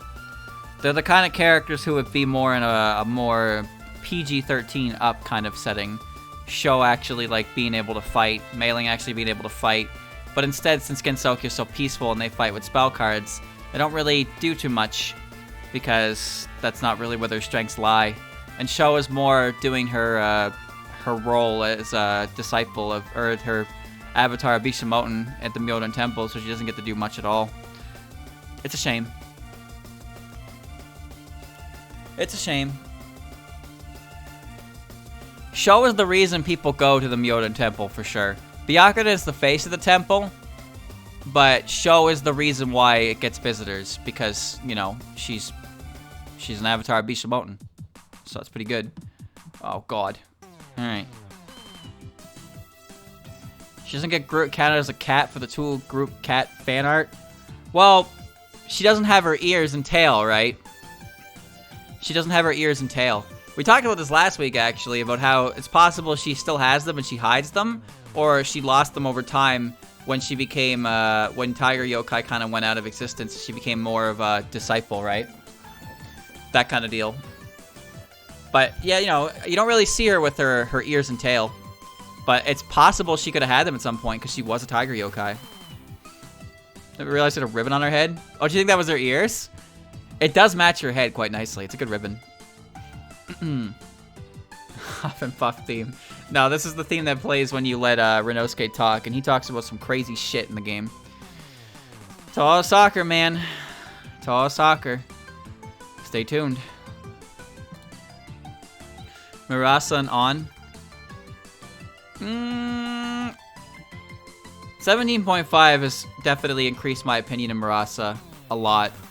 But if I had to pick between these two, I would honestly give it to On. Aki and Murasa. Luna and Yuma. Luna is probably my favorite fairy out of all of them. However, I really like Yuma. Yuma's an interesting character to me because she is the farthest thing from what I was expecting Totetsu Yuma to be when I heard about, like, you know, like I mentioned this before, but I thought that given the nature of the Eagles, I figured their leader would be more like Yashie in the sense that she's bigger, she acts way more like sweet, but she has a bad temper kind of deal. Like, she's capable of saying really horrific things with a big smile on her face, but if you get her hot and bothered or angry, like, her facade kind of crumbles and she has a very ugly expression. That's the kind of character that I expected Totetsu Yuma to be. So when Totetsu Yuma came out and she was this fucking 4-foot little gremlin with a giant spoon, I was like, what? What is this character? But, you know, the more I saw art of her, the more, and then when I played the game and just, like, I came to enjoy her a lot. She completely went against my own idea of what Totetsu Yuma would have been, but I'm okay with that because the Totetsu Yuma that we got has become such a favorite of mine. I really like her. I really do. I was just so surprised how much of her character I got wrong. Granted, everything I had was a guess based on my own opinions, but, like, I didn't get a single aspect of her character right in my own ideas. Not a single aspect. That's impressive to get it so wrong. But I'm glad we got the Yuma we did because I am a huge fan of her, for sure. Kogoro and Luna. Yorihime and Kogoro. Now here's the other character. I talked about her sister. Her sister is a character who barely did anything. This character showed up, and this character's crime is she did a little too much. That's the funny thing about these characters. Her sister didn't do anything at all, and still got to be a powerful badass. This character did a little too much to be a powerful badass, and it rubbed everyone the wrong way. Everyone. The way Yorihime wins in Silent Sinner and Blue, fanfic tier. Alright? That's all I'm gonna say. That's all I'm gonna say. The way she wins all of her bouts is fanfic tier. That's it. That's all I'm gonna say about the character. That's all I'm gonna say. Oh, wow. Speaking of Yorihime.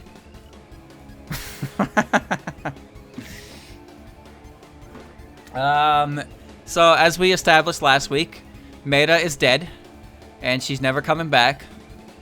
Except, she moved to the moon. Uh-oh. Now I just need Sanyo to show up when I click Meira. Could you imagine, though? Flandre and Kokoro. The Reimu and Maeda dialogue is literally the only thing Maeda has. That's it. After Maeda says she's running away, she literally runs away. She doesn't just run away from Reimu, she runs away from the entire series. She escapes. That's what I mean by she's dead.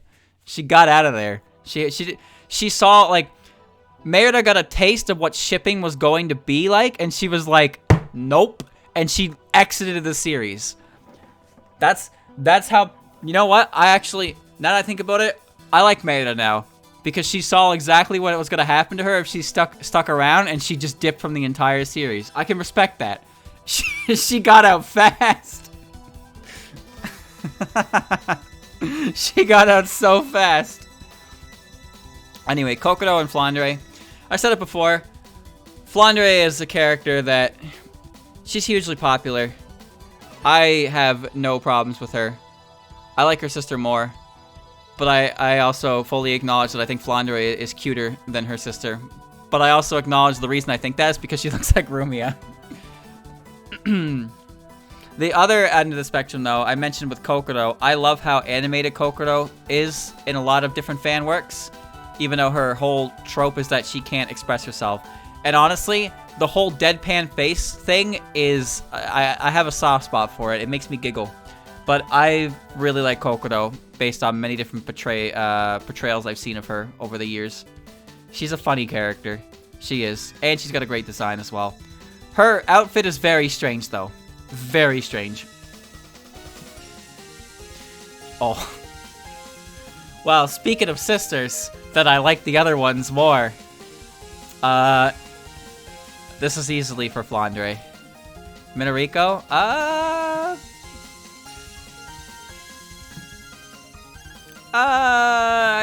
give it a Shion over Minorico. Tojiko, I would say Minorico.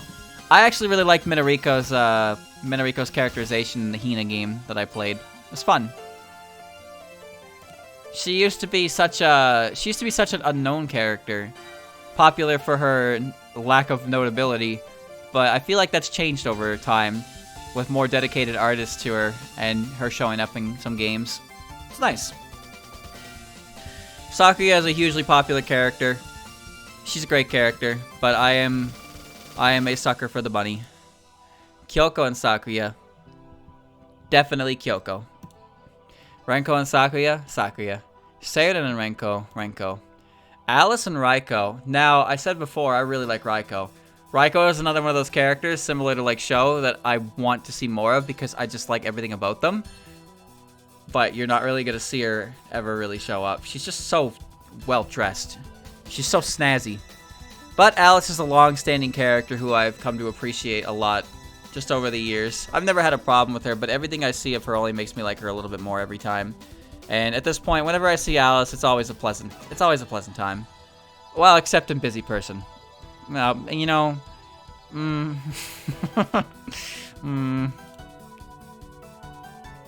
Mima and Raiko, definitely Raiko. Luis and Mima. Mugetsu and Luis. Or in Medicine. You know what? Medicine actually moved up a little bit after the Aya case that I did yesterday. I would say Medicine moved up a little bit. She's got a lot of spunk. She's got a sass. She's got an understanding. That said, though, there's still not much to the character at all, so definitely Orodin. Great Catfish. He's a catfish. Mamizo and Catfish? Catfish. Evil Eye Sigma and Mamizo. Evil Eye Sigma. Futo and Okina.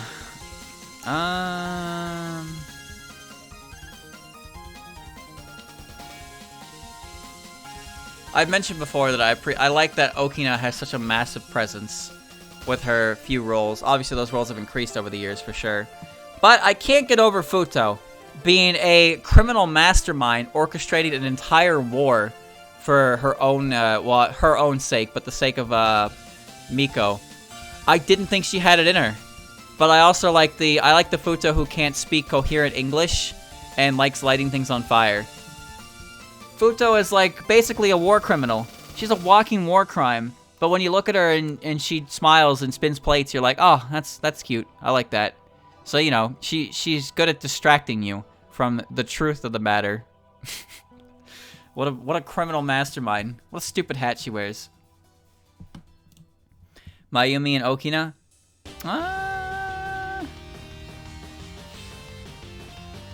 Medicine is a doll and it hangs out with a little doll. I don't know why. If it was a fairy, it would succumb to the poison, right? Okina Mayumi. Mayumi's neat, but I feel like as a character, she's always going to be doomed. She's always going to be doomed to be at the mercy of Keiki, which means that if Keiki doesn't show up, Mayumi doesn't show up, ever. So Mayumi's only ever going to show up in very specific circumstances. So, unfortunately, all you get is her design. And I'll be real with you, chat. Some people might have actually felt this too. But when I saw the characters for Touhou 17, and I saw that they were all animal themed, when I finally saw Mayumi, I thought she was an armadillo. Like, I saw Urumi, who's a cow. I saw, I saw Kutaka, who's a chicken. I saw Yashie, who's a dragon turtle. And I saw Mayumi, and I was like, is she an armadillo? I'm glad I'm not the only one who thought that. But she looks like she's got an armadillo plate on her outfit. Yeah, Mayumi's ability is loyalty. So yeah, she's kind of like Ron in that sense, where she's only ever going to show up at the behest of her master. So if, no Keiki, no Mayumi, unfortunately. Which is kind of a shame. I like the idea of her.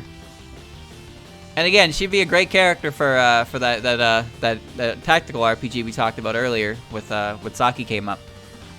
She'd obviously be like, Mayumi would very obviously be like the main character unit. Or maybe Keiki herself if you want to put Keiki in the game. Like every game has that unit that can't die, like the Prince unit, the Lord unit. She's basically the game's Marth. But also you could make Keiki the game's Marth. Or actually, you can make Keiki the game's Robin instead. I actually really like that about Fire Emblem Awakening, is that both you play as a tactician, you play as Robin, so you have that magic wielder who can use swords. Keiki is definitely a character who I think would fit the Robin vein quite effectively, because she's obviously the master of tactics. She's the general, but she's fighting at the front lines herself. But maybe Keiki wouldn't do that, so maybe she wouldn't. It's up to you really to decide. I feel like Keiki wouldn't, but at the same time, Keiki could. And she's obviously quite capable herself. But why would she need to do that when Mayumi is in charge, right? Mayumi would be more like the Lord character kind of deal. But just an idea. Tsukasa and Mayumi. Tsukasa's a fucking weirdo, but I do like her. Eiki and Mayumi. Flabbergasted. Eiki will always be one of those characters that just doesn't really do anything for me, but I'll never not like when she shows up. Except in soccer, when she does that really stupid-ass shot, where she says that you all play just a little too unfairly, and then she executes one of the stupidest, if not the most bullshit shot in the entire game. Like, what's that? What kind of example are you setting there, Eiki? You literally shoot the ball as soon as you get it, and it goes across the entire field with 0 to K and like a 2% chance of being stopped. And you're saying, I'm playing unfairly? You cheat! You actually cheat! Ugh. But yeah, Eiki's a character that I don't think I'll ever really feel that strongly towards one way or another. But I do think that I do enjoy her when she shows up and is written well. I like her in the Aya games a lot. But I've never seen Eiki written poorly is the thing. She's just not a character, I guess, physical design wise. I guess she's not really a character that does much for me. But I do appreciate her when she shows up. And I like when she does have, like, rather meaningful conversations with other characters. Dai has blocked, like, every shot in the game. I'm pretty sure Dai has blocked every shot in the game. That she's been given the chance to, of course. That rolling save is fucking ridiculous. Dai's a master. Sunny and Reimu? Pretty easy one. Reimu. Ooh. Ooh. Ooh. Lily White and Sunny Milk. Special saves are giga broken. Listen, man, without special saves, every single shot would just go in the net. The way the balancing works in that game is just fucking ridiculous. You know how hard it was to balance? You know how hard it was to balance last year's, like, actual, actual tournament? We went back and forth on so many things, worried we overpowered certain characters, and then we watched Mima get absolutely shit-stomped as a goalie, and we were like, ah, fuck. We should have did something about that. But, fucking... Kandor wanted to give Dayose the big hand, which gives her a catch plus like 50 or some shit like that, or plus 99, and she didn't have that, by the way. But she was stopping so many shots left and right. I'm pretty sure if we gave her that item that gives her like punch 99, no ball would have gotten through her. She didn't even need the big hand, dude. She was the best goalie in the entire league by far. I don't even understand how she was that good. It was insane. She's so strong.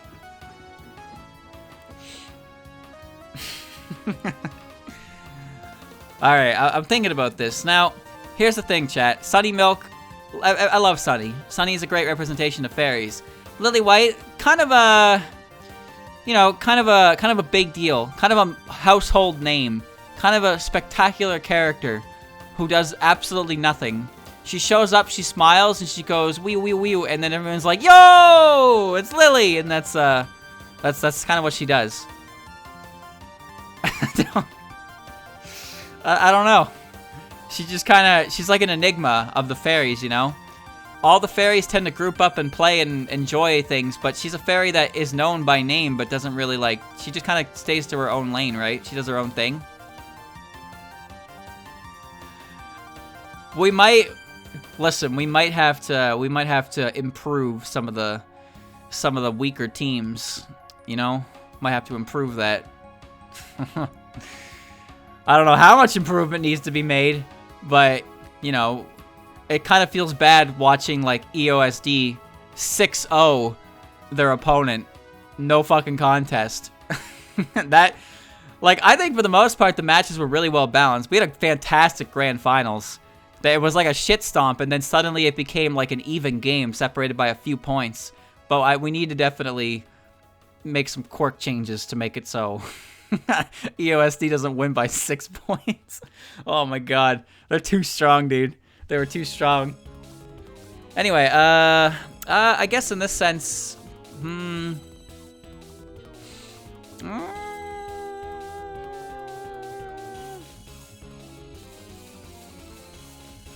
do I like more, Sunny or Lily?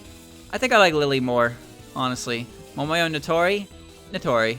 Junko, Momoyo, Momoyo. Mai and Junko, Junko. Toyohime and Mai? Mai. Mailing and Mistia? Mailing. Or Mistia, sorry. Yuko or Mailing? Definitely Yuko. Wait. Nue and Mailing? Nue. Ringo and Dorami? Dorami. Yukari and Ringo, Yukari. Mike and Tenshi, Tenshi. Tay and Mike, Tay. Lyrica and Mike, Mike. Shingyoku, Lyrica, Lyrica. Yoshika, Sekibanki, Sekibanki. See, now we're moving, chat. Now we're moving. I've pretty much talked about every character at this point, so now we're just kind of comparing and contrasting them. Lily White is an enemy in every game Chirno is playable. Well, that just means that Lily White's the good guy, right? And Chirno's the bad guy? That's what I'm hearing. That's what I'm hearing. Chieri, Mia, and Yoshika. Chieri. Oku and Satori, Satori. Nazarin and Oku, Nazarin. Momiji and Oku, Momiji. Lunasa and Oku, Lunasa. Yumeko and Oku, Oku. Hatate and Yumeko, Hatate. Eden and Yumeko, Yumeko. Yamame and Suako, Yamame. Yumemi and Suako, Suako. Yuka and Yumemi. Wait, you're just her, just her in a wig. She literally just dyed her hair. Same character. Same character. Dyed their hair. That's all. Unbelievable.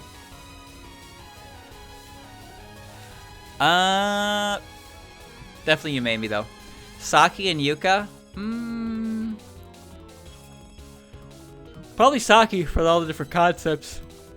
Ebisu and Yuka. Fortune teller and Eika. It's Eika.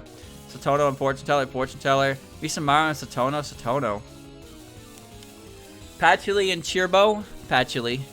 Wriggle and Chirbo. Kutaka and Kutaka. Parsi and Wriggle. Ichiden and Parsi. Marissa and Marissa. Sakuna and Parsi. Unzan and Sakuna. Unzan. Kongra and Sakuna. Jun and Jun. Sariel and Narumi. Nagasaki Hime and Sariel. Nagasaki Hime. Koishi and Sariel.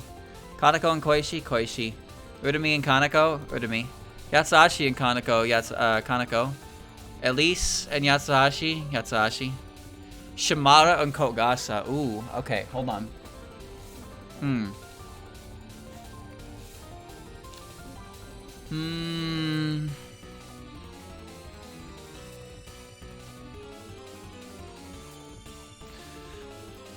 Here's the thing. Both of these characters are fantastic for sure. I really like Shimada. I really do. She's my favorite character to come out of 18 by far. But I can't say with confidence that I like her more than Kogasa. However, I can say I like her more than Chen. I like Chen a lot, don't get me wrong. But Chen is a goofy character. I like her for the goofy aspects. Renosuke and Chen.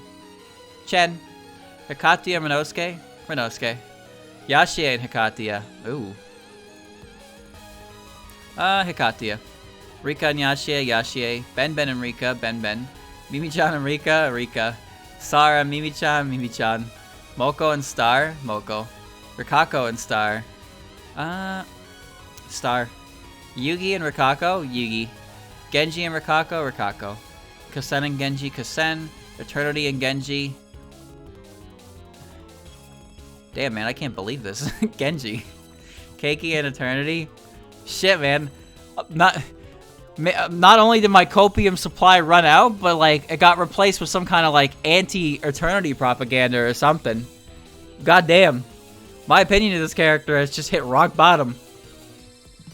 Keiki, Letty and Larva. Well, never mind. Larva. Kaguya and Letty. Seika and Hina. That's not hard. Seika. Byakuren and Hina. Still Byakuren. Sanai and Hina. Shinki and Sanai. Maribel and Sanai. Hisotensoku or Maribel. Hisotensoku. Kotohime and Maribel. Yuki or Kotohime. Seiji or Kotohime. Ruma or Rumilia, they say. Remia and Rumilia. Ruma. Ron and Rumilia. This one used to be a classic for me, these two characters. It's definitely Rumilia, though, still. Clown and Ron. Ooh,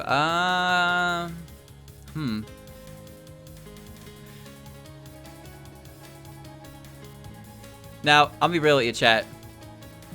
As much as I like Clown, the idea of Ron in a suit it's a bit too strong. I'm just saying. Merlin and Clown? What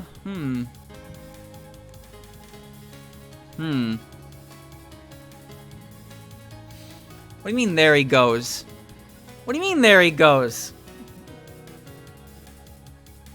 A well-cut suit? A well-cut, male-cut suit on a tall lady. Come on, man. Come on. This is no secret. This is no secret opinion of mine.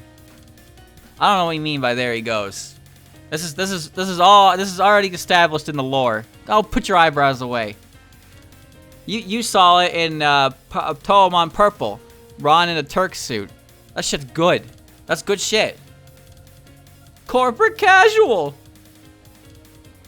It's clean, man. It's clean. It oozes maturity and coolness.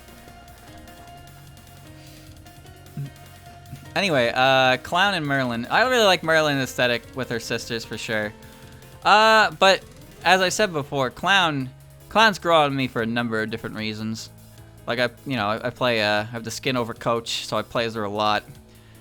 I like Visionaries a lot. I just like her general attitude towards things. Like, I like that she is a scary fairy, so to speak, but when you kind of like look at how her life is in Visionaries, she's definitely got a lot of untapped power, but she's still a fairy, and she just likes having fun and pulling pranks and hanging out with her buddies. So she's one of those characters that I enjoy seeing because she's always there just to have a good time.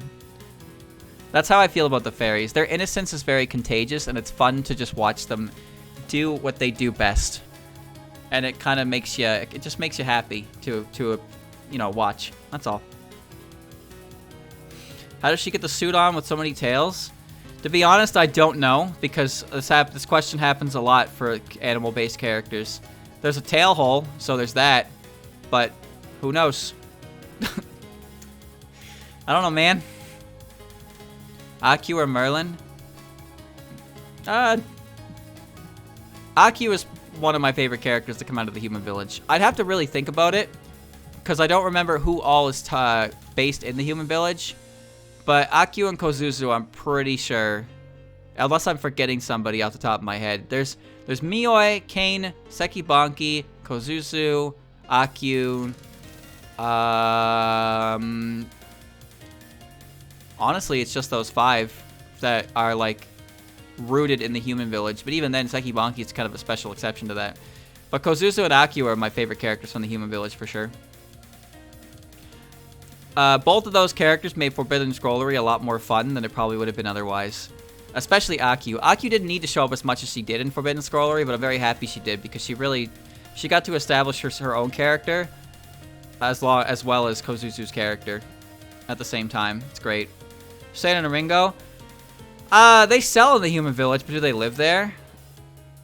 The 2 old dudes that hang out in the bar in Lotus Eaters? I should ban you for that. I know who you're talking about. They don't have names, but I know who you're talking about. I just feel like your statement attacked me, personally. I feel like it needs to be dealt with. That's all. Yeah, so, alright. Aku. Iku. Aku into Iku. They're probably the most prominent characters without names, though.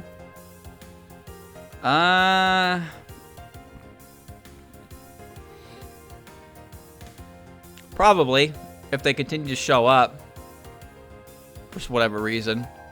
But if you want to get technical about it, Kwakama and Daiose are characters with no names. And we know how those characters are. What the hell is Lotus Eaters, man? When I was reading Lotus Eaters, it was about a cool girl with a whale hat. Her name Mioi, and she did this the wave thing that people loved.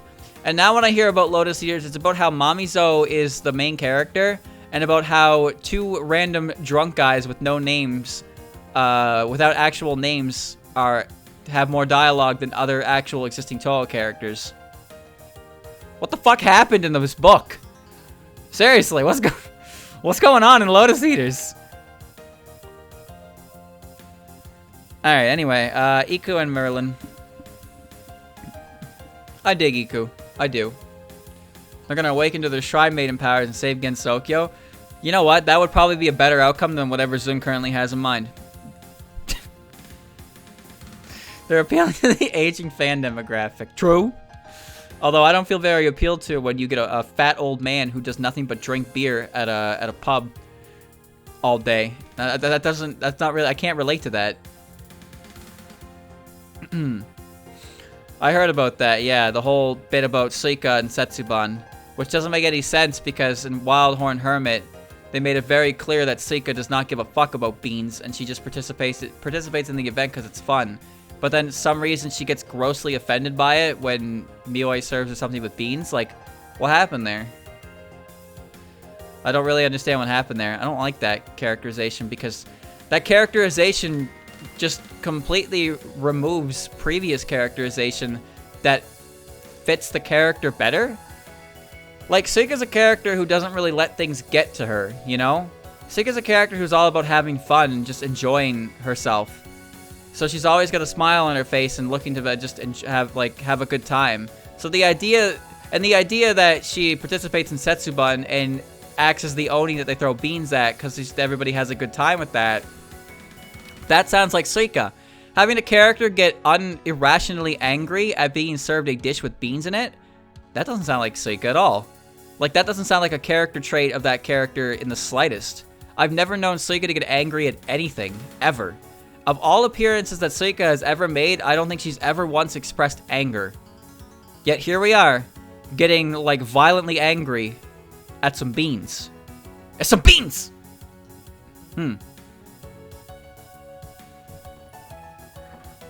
Of course, there might be more to it than that. There might be more to it than that. But I don't really like that, personally. She makes a lot of scary faces in Lotus Eaters. I don't like that at all. I don't like that at all. Here we are. Something about Reimu half-assing the ceremony. Oh, so she's mad at Reimu? Alright, maybe I'm missing context then. But I don't understand why her being mad at Reimu would make her mad that Mioi served her a bean dish. Because that just seems like she's mad at the beans for existing, right? Reimu extended the celebration, which irritated Suika, but why? She had fun with it in Wildhorn Hermit. She was prepared to have fun with it, and then she was sad when it got cancelled, and then Consent threw a snowball at her. She was about to, like, genuinely throw down with Reimu before Mioi stopped them. Why? What the fuck is happening? What is happening in Lotus Eaters, dude? I'm so confused. I'm so confused. I guess I'll just have to read it myself to be informed once the day is done, but I'm not touching it until it's finished. Oh, man. Alright. Yeah, back to what I'm doing here. When it comes to Iku and Merlin. Merlin. Akane and Iku?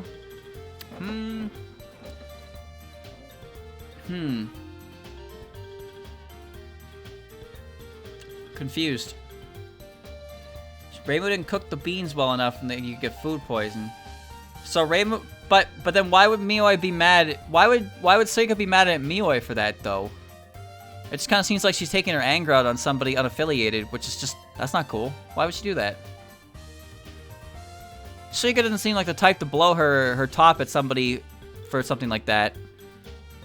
Suika seems like the type to blow her top at the person responsible for making her angry in the first place. She's drunk, that's what she's... Bro! What? You know what we're talking about, right?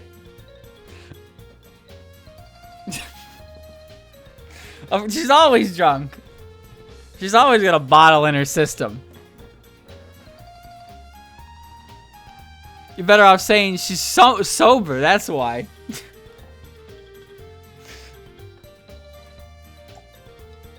Alright. Back to the match. Where am I? Takane and Iku. Kurumi and Takane. Sega and Kurumi. Dayose and Yomu. Oh shit. Kawakuma and Dayose. Who do I like more between these two?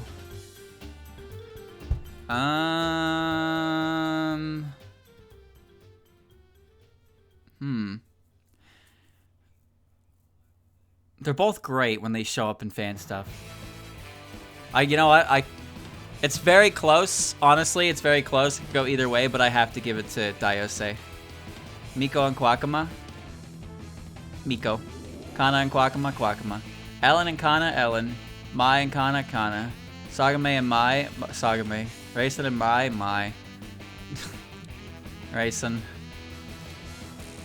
Oh, okay. Aya and Komachi. My favorite Kawakuma moment in canon? Oh, that's easy.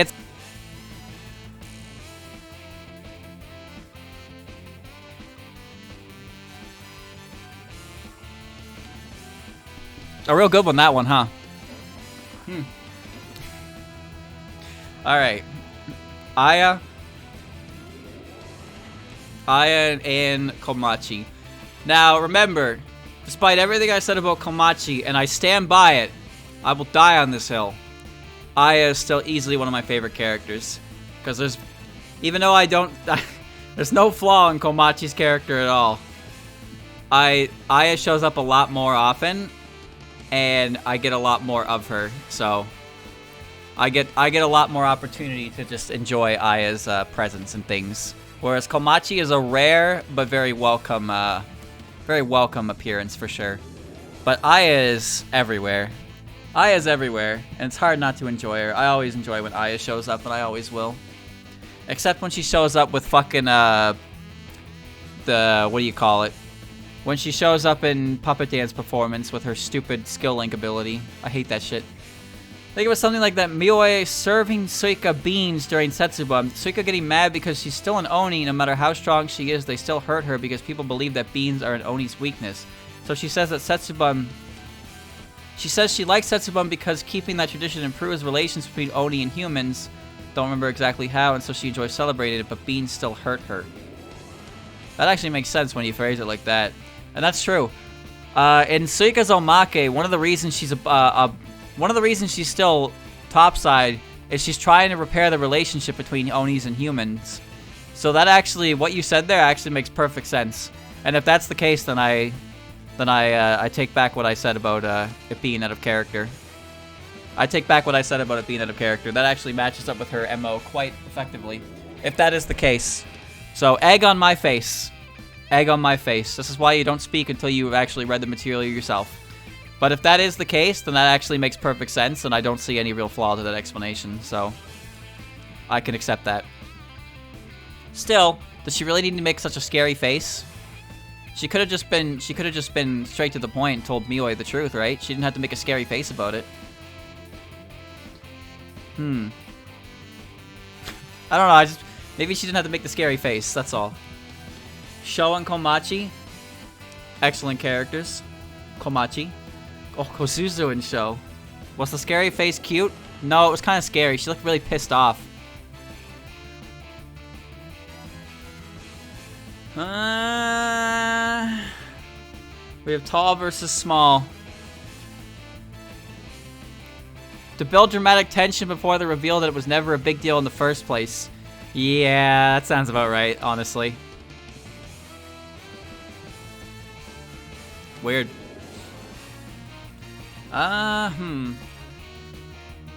It's Kozuzu. Kane and Sho. Sho. On and Kane. On. Murasa and Kane. Murasa. Aki. Shizuha. And Kane. Kane. Mioi and Shizuha. I need more information on Mioi. I really do. Kokoro and Yuma.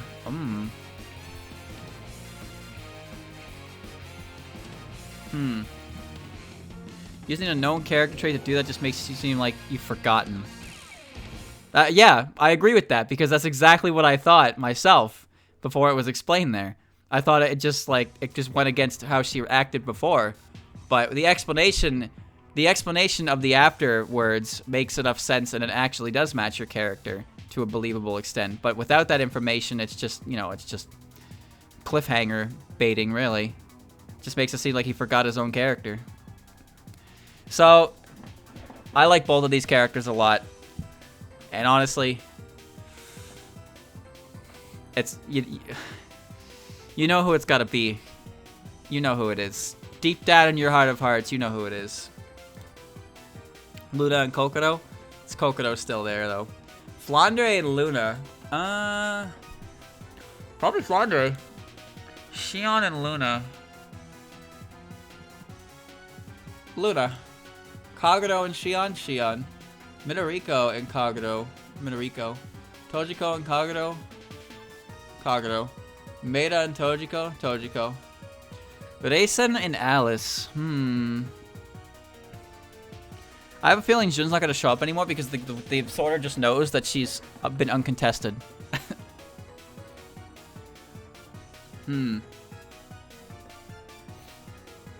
Suika does also just straight throw the beans in Mioi's face. Why would she do that, though?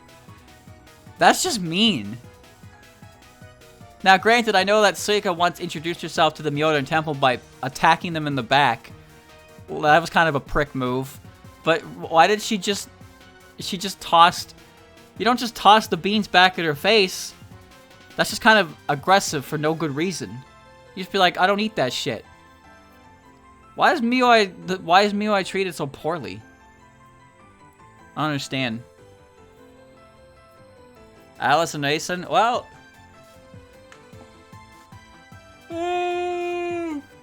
if I had to pick... If I absolutely had to pick... Tai, of course.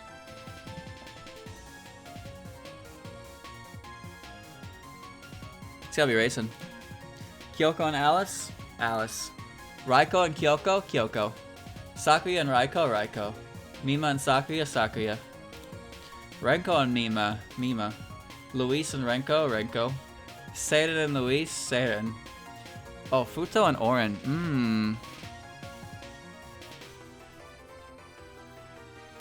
I don't know, I just can't imagine Suika being that grouchy because she always... like, every time she appears in things, she always just seems to be having a good time. So having her show up in, like, a manga like that and always having, like, being a grouch is just kind of like, huh? What we doing? I wouldn't say she's well known for being nice, but she's definitely not known for being a massive dickhead. She's more so about, you know, she likes throwing parties. Why would somebody throw so many banquets and parties and festivals if they're such a mean-spirited individual, right? I just can't picture Suika being mean-spirited because, well, she enjoys get-togethers like that. It's kind of weird. Oren and Futo. Mama.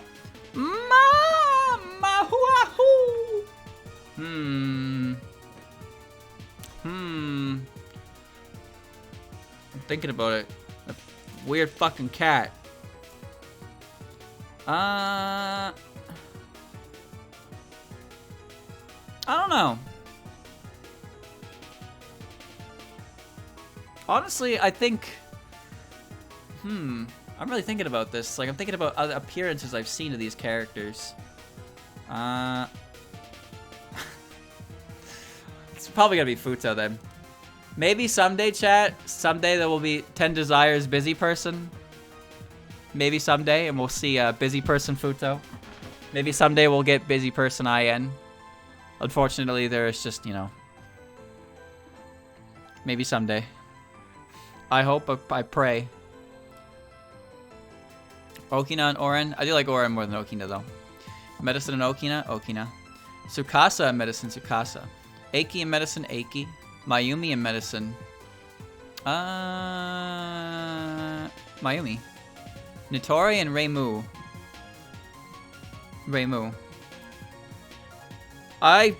There is one for Mountain of Faith, yes. I think there's one for Subterranean Animism. I think there is. No, there is one for Mountain of Faith.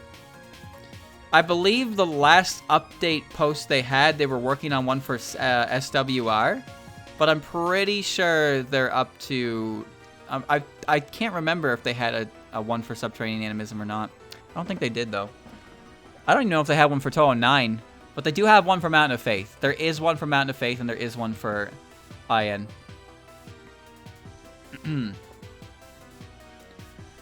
Lily White or Natori? Definitely Natori. Momoyo and Lily White? It's definitely Lily White. Sunny Milk! And Momoyo, Sunny Milk. Ellie and Momoyo, Momoyo. Junko and Ellie, Junko. Sunny has a fun name to say, that's all. Ellie, Sanyo, and Mai. Barely Sanyo. Yeah, contrary to popular, to their name, busy person games are not designed for the busy person at all. Mistia and Dorami. Mistia, for sure. Yuko and Dorami. Yuko. Nue and Dorami. Nue. Mailing and Dorami. Mailing. Dorami. Yukari and Tokiko. Yukari. Ringo and Tokiko. Ringo. Megumu. Tokiko. Megumu. Sumireko. Tokiko. Tokiko. Tenchi and Sekibanki. This isn't very close. It seems like it would be, but as much as I like Sekibanki, I don't really consider the same vein as much as I like Tenchi. The last busy person was Mountain Faith Extra in 2017. Well, they're still around. I know that much. They are still around. But, you know, the world kind of fell apart the last 4 years or so.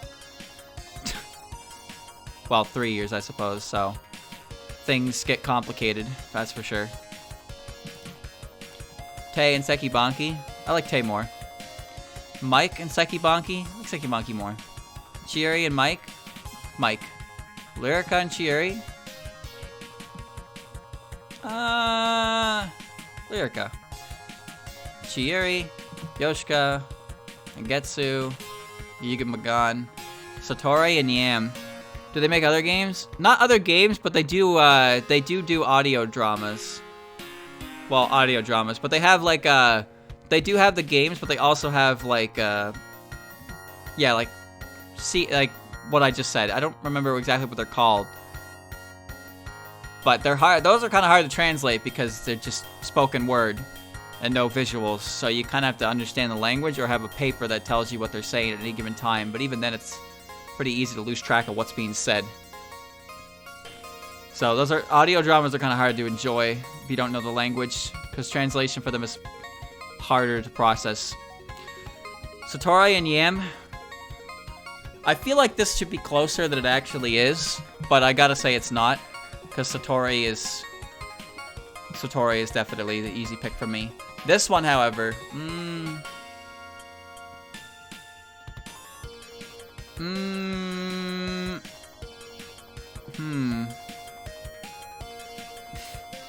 thinking.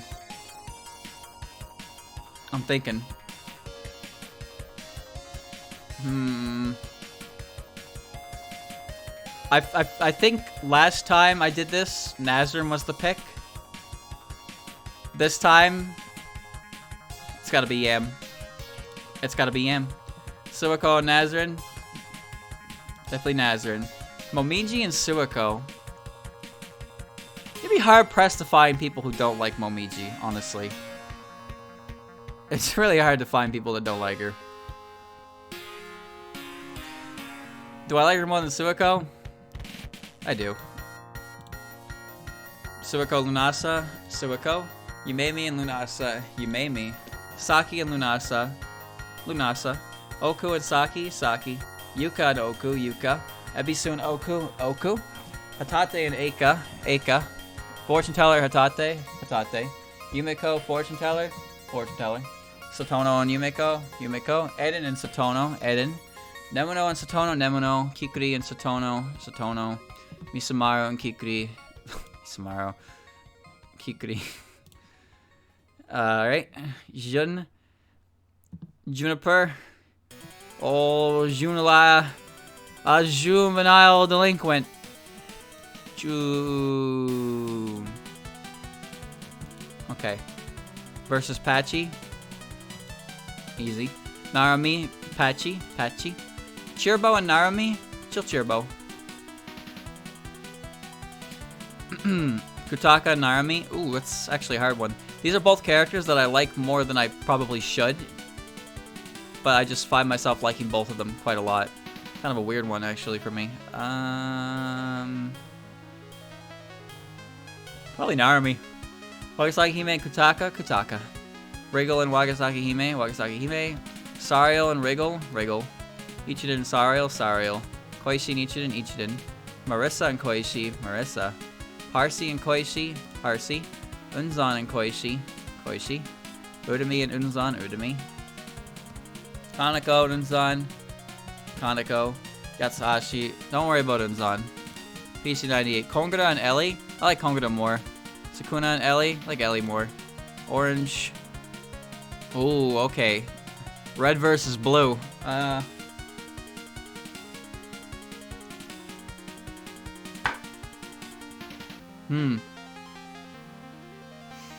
Times are changing.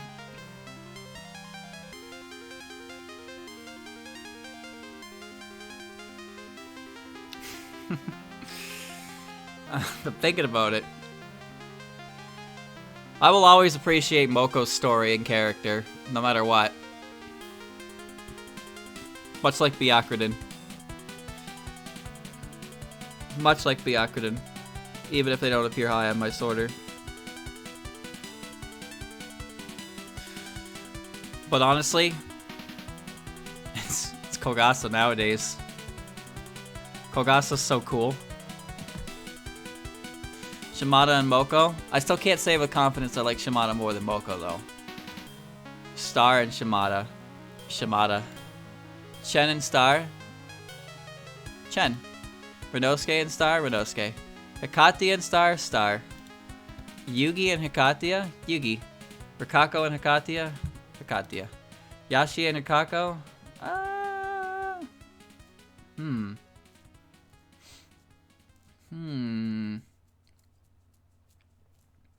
Yashie. Benben and Rikako, Rikako. Kasen and Benben, Kasen. Genji and Benben, Benben. Rika and Genji. Genji. Keiki and Rika, Keiki. Eternity and Rika. Eternity. Kaguya and Rika, Kaguya. Letty and Rika, Rika. Mimi-chan and Letty, Letty. Oh shit, okay, Rumia and Seika. Seika. Byakuren and Rumia. Rumia. Ramilia and Byakuren. Ramilia. Ron and Byakuren. Ron. Clown Piece and Byakuren. Clown Piece. Akira Byakuren. Bro, this is just your starter Pokemon versus its final form. That's all this is. Level 1 Crook versus level 100 boss.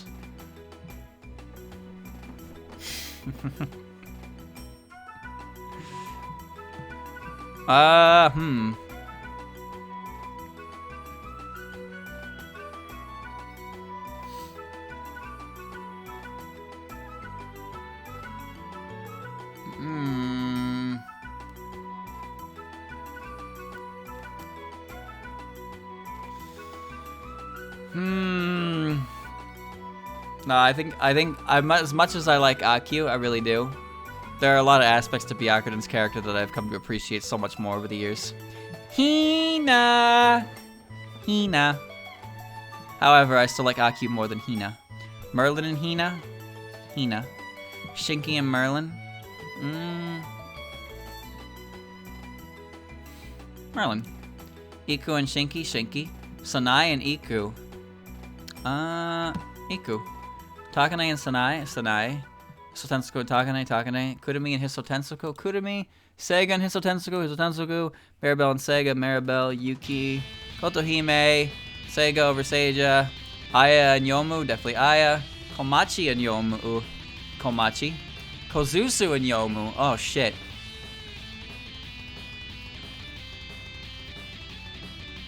Oh man.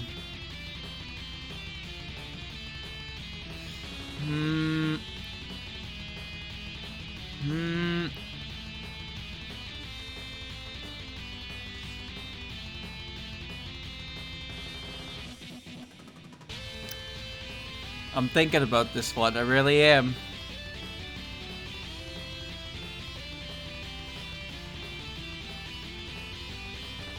Oh man. Honestly, it's probably Kozusu. Sho and Yomu. Yomu. Daiose and Sho. Sho. On and Daiose, Daiose. Miko and On, Miko. Kwakama and On, Kwakama. Ellen and On. Murasa. Kane. Shizuha. Miyoi. Ellen. Kana. Sagame. Kasume. Reisen and Yuma. Kokoro and Reisen. Honestly, it's probably Kokoro nowadays. Flandre and Reisen. I still like Reisen more though. Alice and Flan. Alice. Kyoko and Flandre. Luna and Kyoko. Luna. Shion and Kyoko. Kyoko. Raiko and Shion. Raiko. Sakuya, Shion. Minorico, Sakuya, Minorico. Kagero, Sakuya, Sakuya. Mima, Kagero. Kagero. Tojiko and Mima is the same character. Tojiko. Maeda and Mima. Mima. Renko, Maeda, Renko. Seiden and Maeda, Seiden. Luisa, Maeda, Maeda. We're just gonna be on our way through that one. Reimu and Futo. Natori and Futo. Ooh, fire meets water. I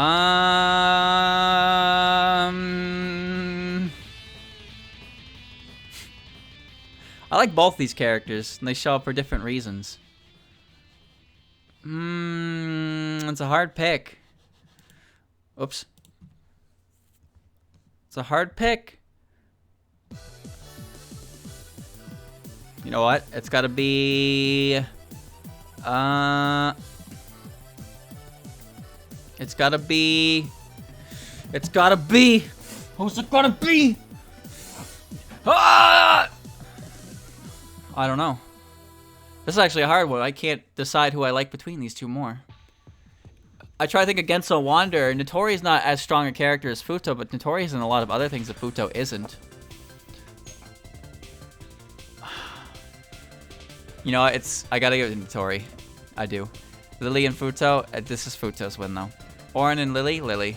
Sunny Milk and Orin.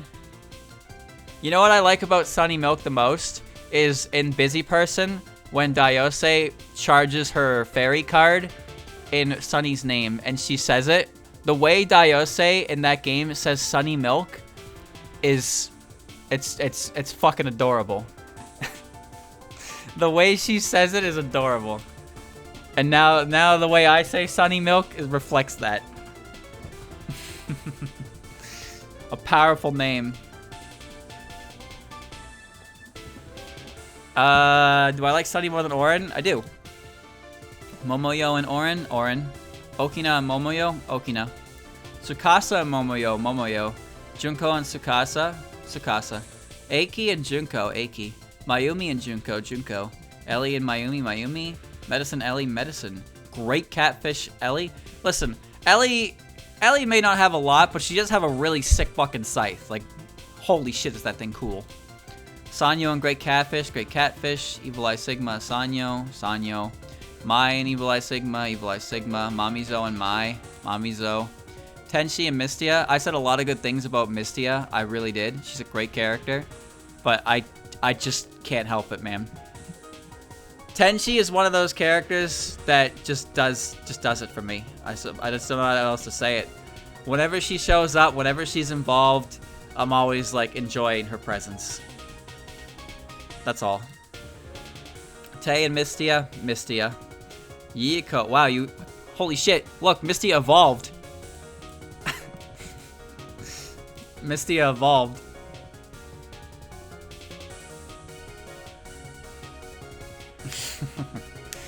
Tay and Yiko? Probably Tay. Sekibanki and Yiko. It's... Sekibanki. Mike and Yiko? Yiko. Nue and Mike, Nue. Mailing and Mike, Mailing. Dorami and Mike, Mike. Lyrica and Dorami, Dorami. Yukari and Lyrica, Yukari. Ringo and Lyrica, Lyrica. Chieri and Ringo, Chieri. Yoshika, Ringo, Yoshika. Gengetsu, Ringo, Ringo. Megumu, Tokiko and Gengetsu, Gengetsu. Yugumagan, Tokiko, Tokiko. Surago. Jun. And Satori. Yuko has a really good backstory, yeah. But the thing is, I don't think of Yuko's backstory when I think of her. I think of her saying Yomu's name in Busy Person, and it makes my heart melt. Yuko's a great character. She is. She's a great character. Patchouli and Satori. Satori. Yam and Patchouli. It's gotta be Yam nowadays. Nazar and Apache. Nazar. Momiji and Patchouli. Patchy. Chirno Momiji. Chirno fans blown the fuck out. Suwako and Chirno. Oh. Oh no. Arch enemy has arrived. Alright. Suwako. You made me and Chirno. You made me or Chirno? You made me. Now, being my favorite character from PC98, that doesn't really hold up that much, but I gotta say, you made me surprisingly high up there for me, considering how little I actually get of her. Now, she's not, I don't think she's even top 20, but she is my favorite character from PC98 by far. So, even just getting that high among all the other characters, I think is pretty impressive.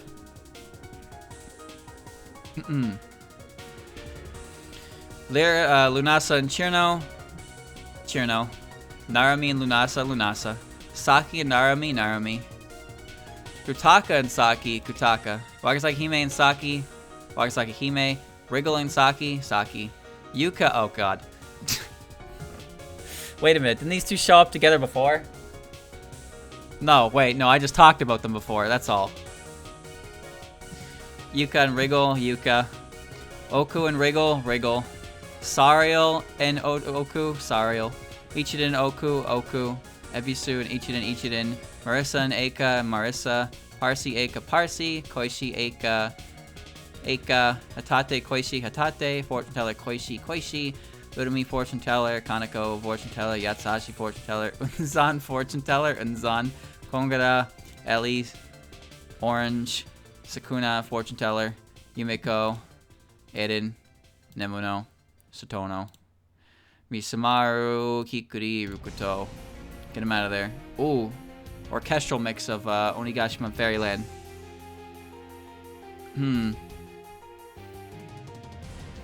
She also loves strawberries for some reason. I don't like Shimmy.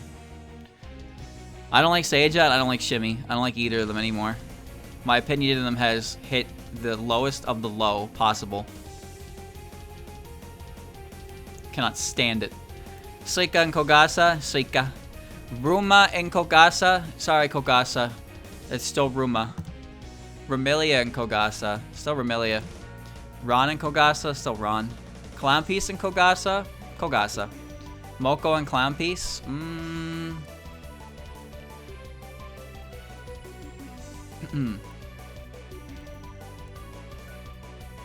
Moko and Clown Piece.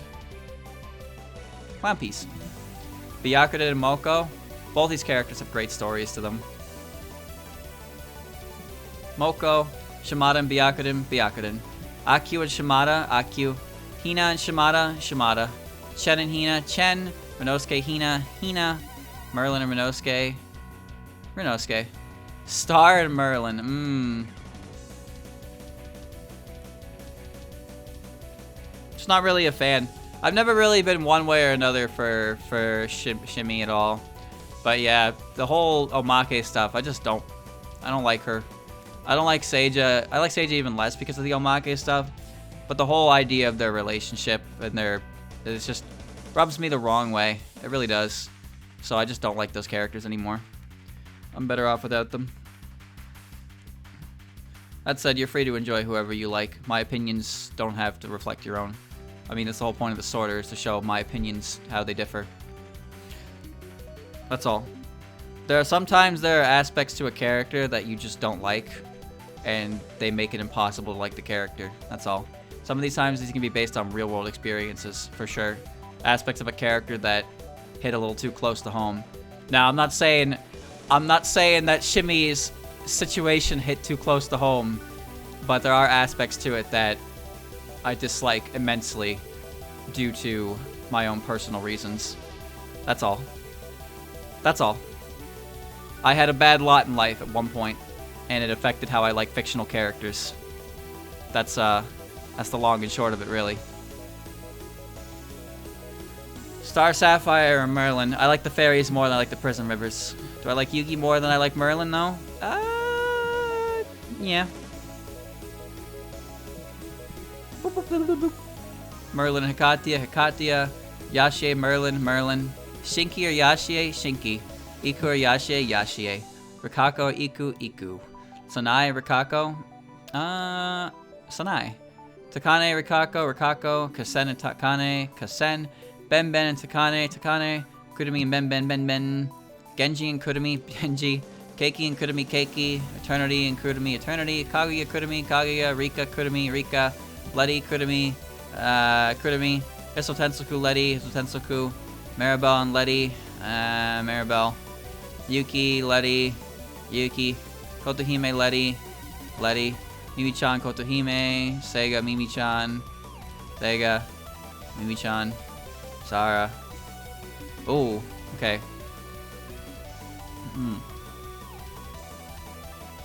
This isn't a democracy, you know. Could you imagine, chat, running a sorter based on what you guys want? What do you think that shit would look like? I let everyone in chat vote, and then I just picked the option. You know what would happen? Mamizo would be somewhere in the bottom. I guarantee it. That's the only character I can confirm. Everybody has differing opinions, so it would actually be kind of cool to see how many opinions mash up. But the thing is, you can't really be sure that everybody voting is the same person every time. Or like every vote is the same every time kind of deal, right? It would take a very long time, yes. It would take a very, very, very long time to do. Though, some artists did this before, actually. They did this before. They did a sorter where they let the chat decide, and when it was finished, they had a different artist draw the top 10 that resulted. It was a really cool idea. Thank you for the raid, Ket_. What's up? I apologize, I'm not playing anything right now. You're just gonna be seeing a blank screen. It's all good, I appreciate it. I appreciate the meaning behind it. Don't worry about the numbers. I'll tell you right now, I've had my viewer count hidden since like the second week of streaming. Because if you look at it, if you focus at it, it just I find if you try to focus on those things, it hurts your morale. Even the bigger streamers don't look at their view counts. I know for a fact, like Simple Flips, for example, he's doing Mario Maker 2. He might be done actually, but he usually packs like 700 plus viewers, right? But he doesn't look at his view count because he's just trying to play the game and enjoy it, right? He's not worried about that kind of thing. Now, granted, you could say he doesn't have to worry about that kind of thing, but my point is that the view count just is unnecessary stress for the streamer. It's better to just enjoy what you're doing, because the more you enjoy what you're doing, the more likely people will enjoy being there while you do what you do. Anyway, sorry to turn that into that. Nobody wants to hear a jackass preach. So let's get back to the video game. Well, not video game. Aya and Yuma.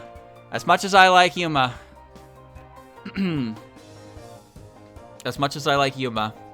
I can't deny Aya's up there for one of my favorites for sure. Komachi and Yuma.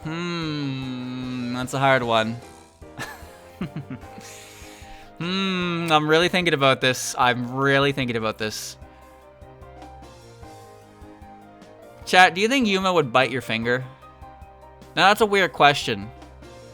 But like, do you think if you stuck your... Okay, everybody's saying yes. Alright, well, Alright. I don't know why you're giving me an eyebrow. That was just a simple question. Like, like Rumia would probably bite your finger off. But would Yuma do it? I feel like she would only do it if you like tempted her, you know? Like you just kind of like wiggled your finger in front of her and taunted her. But I feel like if you did that to Rumia, she would just bite it clean off and not understand what you just like. You would be an idiot for doing so, no matter what the circumstance.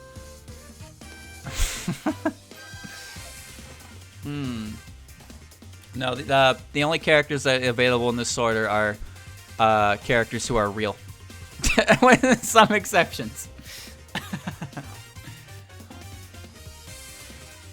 You know what's funny about Yuma? What I like about Yuma's design is that her personality actually reflects what she's eating. So for that reason, with the 17.5, since she's eating those, like, she's eating the blood pools, she's consuming a bunch of blood from like a bunch of angry people. Her personality becomes a bit twisted and gluttonous and like, you know, like it is what it is. But I feel like if you just gave Yuma a bunch of sugary snacks, she would become like, you know, she would just turn to like actually sweet. Just feed her nothing but cupcakes for a week and see how her personality turns. She would she would turn so sickeningly sweet. You need to feed her a healthy diet of food that makes her personality reflect how cool the Eagles think she is. That's what you have to feed her. What kind of diet would consist of food that would make her seem like the cool, awesome person that the eagles see her as. That's what you gotta feed her. If she bites off my finger, does she become me? She's not Kirby, dog. She doesn't just gain your copy ability. It's just when she eats stuff in excess, her personality kind of develops based on what she's eating. So she would have to eat your entire being if she wanted to feel an effect from it. It's not like she like licks you and then she becomes like you, right? That kind of deal. That's why her personality shifted the way it was, because she was consuming so much blood. It wasn't like she just kind of like feed her loose change. Wait a minute, what would that do to her? If I hid coins in her soup and she ate it every day and swallowed coins, would she become... Wait a minute. Oh, I got it. Chat, I got it. You know what you give her? If you feed Yuma a bunch of hard-boiled eggs, she becomes a detective. There you go. I figured it out. There you go. There's a plot for a game right there. Yuma accidentally eats 1,000 hard-boiled eggs. It starts acting like a detective, and then she has to go out and solve a mystery. But, as soon as she pops the 1,000th egg, her vision becomes noir filter, and the only thing she can hear is chronic background music of, like, 60s club jazz. And she starts speaking with an accent. And you have to solve an LA Noir style crime with Yuma at the helm. But the thing is, as you have to continuously find more eggs to eat, because if you don't continuously eat eggs, the hard-boiled detective persona slowly wears off, and then Yuma gets bored. So it's kind of like how in Dead Rising 2 you need Zombrex every day. Yuma has to find ways to secure hard-boiled eggs to keep her hard-boiled persona going while she tries to solve this mystery before she gets bored. This is the stupidest fucking thing I've ever said. That is so stupid. But you know what? I like the idea. Can it touch? Life ain't like it used to be.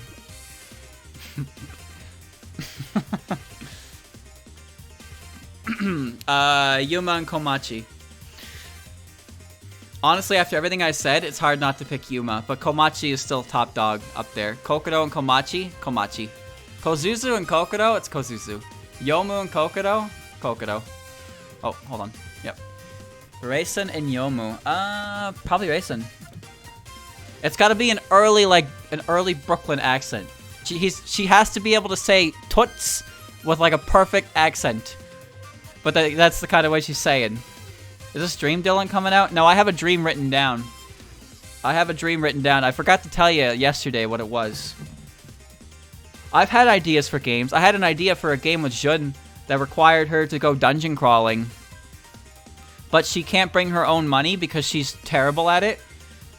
So actually, here's the idea of the game. So Jun finds a cool dungeon that has a bunch of treasure in it. So she goes in and plunders it. And she's like, haha, there's so much treasure on the first floor that I don't need to go any deeper. And she tries to leave and all the money goes poof. And she's like, what the fuck? And then a mysterious voice is like, hey, Wario. Oh, sorry, wrong guy. There's treasure hidden in this cave. And if you get to the end, you can take it all with you. And Jun's like, idea.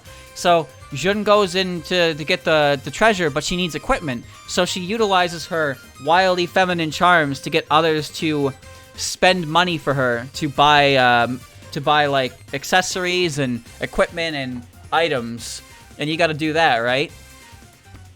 So everyone has a budget that you can work with, and then you can bring items into your run, kind of like a roguelite, I suppose, kind of like Isaac style. You bring in you do preparations outside, kind of deal, and you continuously make progress as you go in to get to the end. But you find a bunch of money and stuff. But the thing is, since the dungeon is crawling with money, but Jun can't bring any of it outside, Jun uses the money to fight. So all the money you collect that explodes everywhere, you use as a projectile, you use to enhance your attacks. If you collect enough money, you fill a bar, you call it the Gold Rush bar, and then Jun goes invincible, and she goes like really fast, and she can hit really hard. Oh shit, penis music. And also, she can find, like, accessories and jewelry and use them as weapons, kind of like Castlevania sub-weapons. So, like, she can find a really big necklace But since she can't take it with her, she uses it like a ranged attack, like a whip, like a Belmont whip. So you can whip with it, but it also works kind of like a grapple. So you can make it like a combo extender.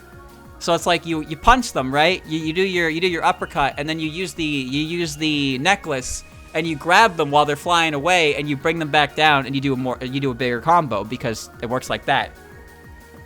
And you can use different things you find as different weapons, because Jun can't bring any of it with her, so she just uses everything she can to get to the end, because that's where all the treasure is.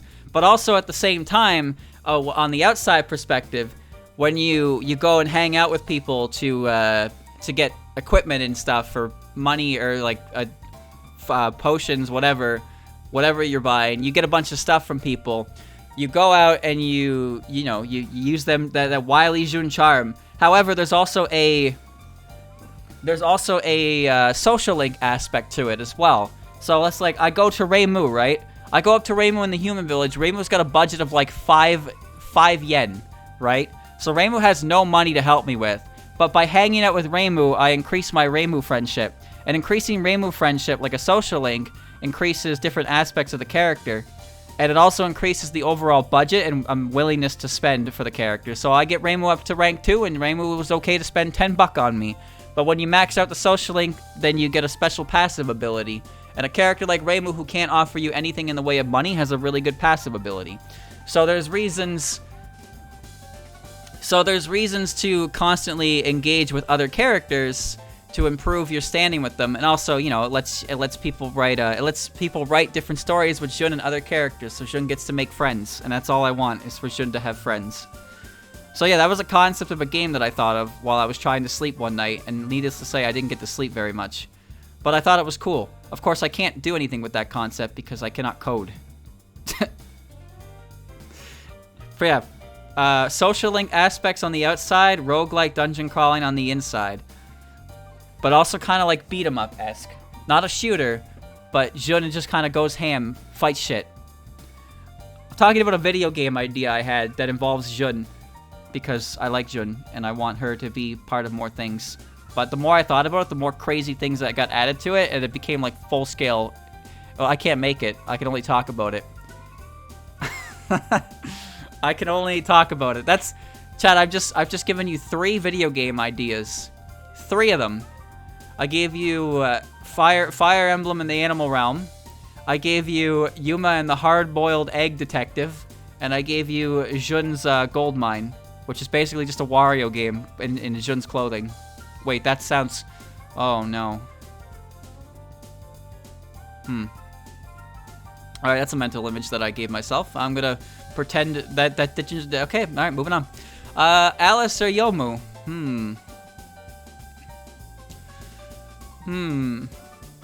If you're eyebrowing me, it means you thought of it too. Alright? So you're just as guilty as me.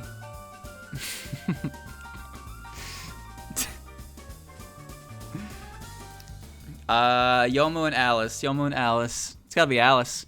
Flandre and Yomu? Flandre. Luna and Yomu. Yomu. Sho and Luna? Luna. Kyoko and Sho? Sho. Dayose and Kyoko? Dayose. Miko and Kyoko? Miko. Kwakama and Kyoko? Kwakama. On and Kyoko. Oh, they're both so happy. Wouldn't be able to implement everything Yeah, I know. When I think about all the shit that I just said, it's like, there's no way any human could do all that. But I think the idea is kind of solid overall. I like the idea, I just can't do anything with it. That's all.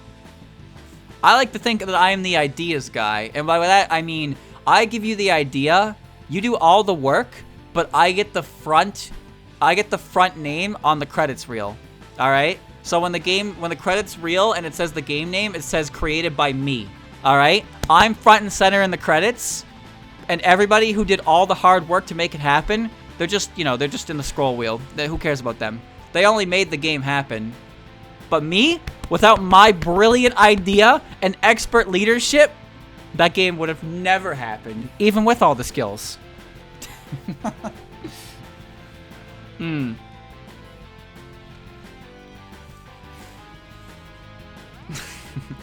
I'm not familiar with DMC. You know what? I was actually thinking about playing them. because I hear DMC 5 is a great game, but I'm not sure if I have to play every DMC before it to understand it. So that's kind of where I'm at right now. I don't really want to play DMC 1.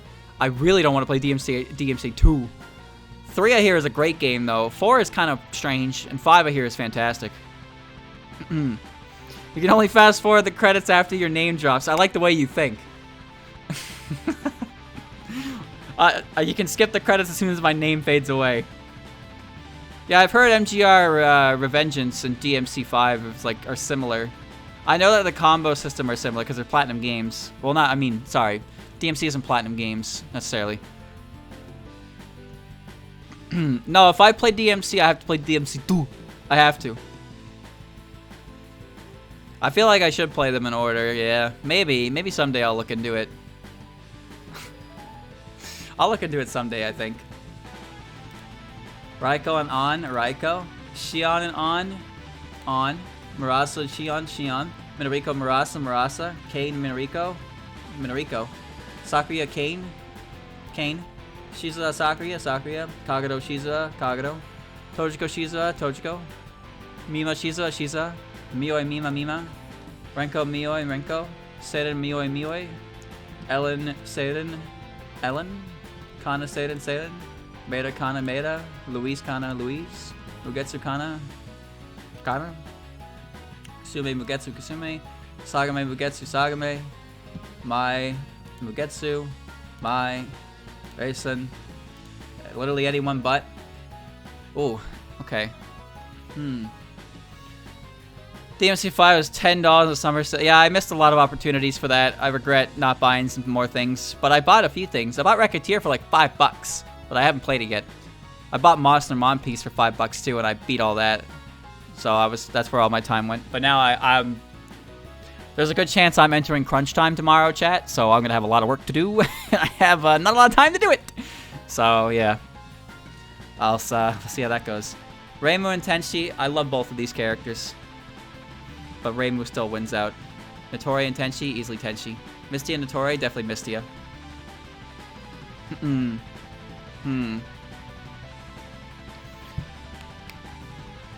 See, the thing is, as much as I like Tenshi, I like Reimu just as much, if not more, and I've always liked Reimu ever since the first game. Tenshi I warmed up to way after the fact, so I've always been a Reimu fan from the start, and it's hard to change my mind on that.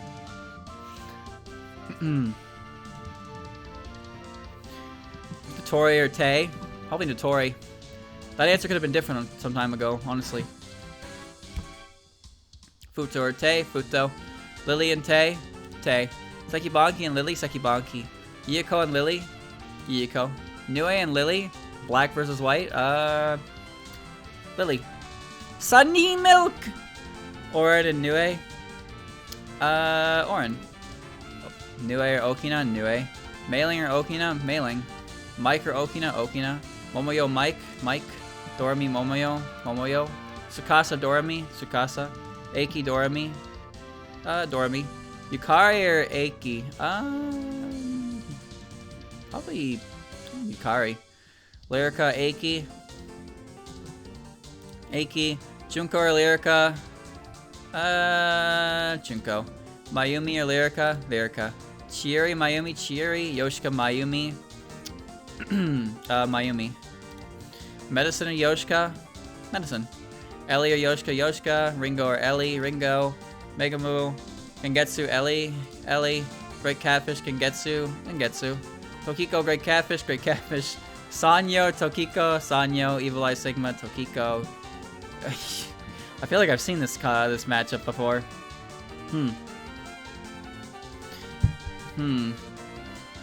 I don't actually like Yugi's theme that much because to me it sounds like a stage theme. And I say this as somebody who loves SA's OST. Subterranean Animism might be my favorite OST in the entire series with its songs. And it has my absolute favorite stage theme, and it has some of my favorite stage themes in general. Like the bridge, Heartfelt Fantasy is my favorite song in all of Touhou. Last Remote is pretty much my favorite extra stage theme in the entire series. Lullaby of a Deserted Hell is one of my favorite themes in general. I love that one. and the bridge people no longer cross. I really, really like that one as well. But Stage 3, I don't particularly care for, and Yugi's boss theme to me sounds too much like a stage theme to really enjoy. Because I love the boss themes as well. Koishi's boss theme is fantastic. Satori's boss theme is very Halloween-y. I love the vibe of Oren's theme. Parsy's got a fantastic boss theme. Yam's theme's alright, but I think it's kind of forgettable. But Stage 3 is Stage 3 I think is the weakest stage for me in terms of OST. I like the eyeball. The eyeball. The eyeball. Yeah.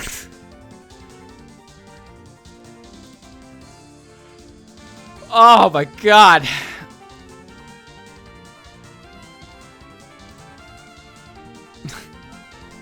Maya's an asshole. I don't like her at all. June.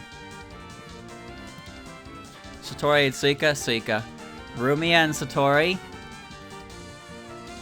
So Nanoka. Satori, Remilia, Satori. Yam and Remilia. Still Remilia. Ron and Yam. Yam. Nazarin and Ron. Nazarin. Patchy and Ron. Ron. Kogasa and Patchy. Kogasa. Clownpiece and Patchy League. Clownpiece. Moko and Patchy. Moko. Byakuren and Patchy. Patchy. Mimiji and Byakuren. Byakuren. Akio and Momiji. Suwako and Akio. Shimada and Suwako. Doppelganger. Yumemi and Shimada. Chen and Yumemi. Chirbo and Chen. Hina and Chirno. Renosuke and Chirno. Lunasa, Renosuke. Narumi and Renosuke. Star, Narumi. Kutaka, Star. Yugi and Kutaka. Wakasaki Hime, Yugi. Hakatia, Wakasaki Hime, Hakatia. Merlin and Wakasaki Hime, Merlin. Shinki, Wakasaki Hime, Shinki. Yashie, Wakasaki Hime. Iku. Sanai, Wakasaki Hime. Saki and Sanai. Sanai. Rikako and Saki. Yuka, Rikako. Kasen and Yuka. Takane and Yuka. Wriggle and Takane. Sario and Takane. Benben and Sario. Oku and Benben. Genji and Oku. Ichiden and Genji. Marissa and Genji. Parsi and Genji. Ebisu, Genji. Hitate, Genji. Koishi, Genji. Urumi, Genji. Kanako, Genji. Yatsashi, Genji. Unzan, Genji. Keiki. Eternity. Kaguya. Rika. Kurumi. Unzan. Hongara. Ace Orange. Fortune Teller. Yumeko. Eden. Nemuno. Robot. Maribel. Yuki. Letty. Kotohime. Sega. Satono. Isamaru. Kikiri. Ukoto. Mimi-chan. Sara. Sakuna. Reimu and Aya. We're moving fast. Reimu. Tenshi and Aya. Ooh, that's...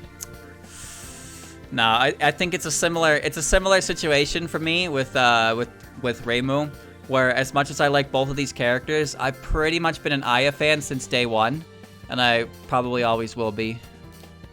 Yuma and Tenshi. Now that's a hard one. Yuma's... My opinion of Yuma has, like, fucking exploded. Like, I love this character.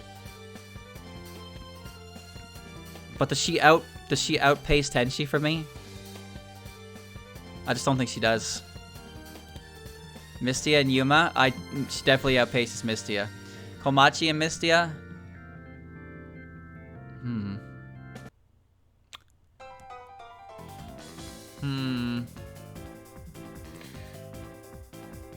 It's gotta be Misty. I blame that Misty game. Honestly, that Misty game was fantastic. Did a lot for a lot of characters, but the way it just presented Misty is one of my favorite ways it's ever shown Misty as a character. Komachi Natori, Komachi, Kozusu Natori, Kozusu, Kokoro Natori, Kokoro, Raisin Natori, Raisin, Alice Natori, Alice, Flandre Natori, Flandre, Yomu Natori, Yomu, Luna Natori, Natori, Futo, Luna, Luna, Sho, Futo, Futo, Te and Sho, Sho, Dayose Te, Dayose, Miko Te, Miko, Kwakama Te, Kwakama, Kyoko Te, Te, Sekibanki Kyoko, Sekibanki, Yiko Kyoko, Kyoko, Raiko and Yiko, Yiko, Lily White and Raiko, Raiko, On and Lily White, On, Shion Lily White, Lily White, Sunny Milk, Sunny Milk, the Poker Rat with Touhou characters. How you need to find, that's actually a brilliant idea. I'd be on that shit. I would be on that shit, but you need to be able to write it so the rhymes are on point. I used to know the Poker Rat by heart. I studied that shit for like a night. And I recited it, and I had the entire Pokemon rap down by heart. Charmeleon, Wartortle, Mewtwo, Tentacool, Aerodactyl, Omanite, Slowpoke, Pidgeot, Arbok. That's all, folks. I only remember the last line nowadays. That's it. I love the way the guy says Wartortle. He's like, Charmeleon, Wartortle. It's like, Jesus, bro, chill. Why did you say it like that? Bulbasaur, Charmander, Golem, Pikachu! So, there's too many blanks in my memory, but I used to be able to recite that whole thing.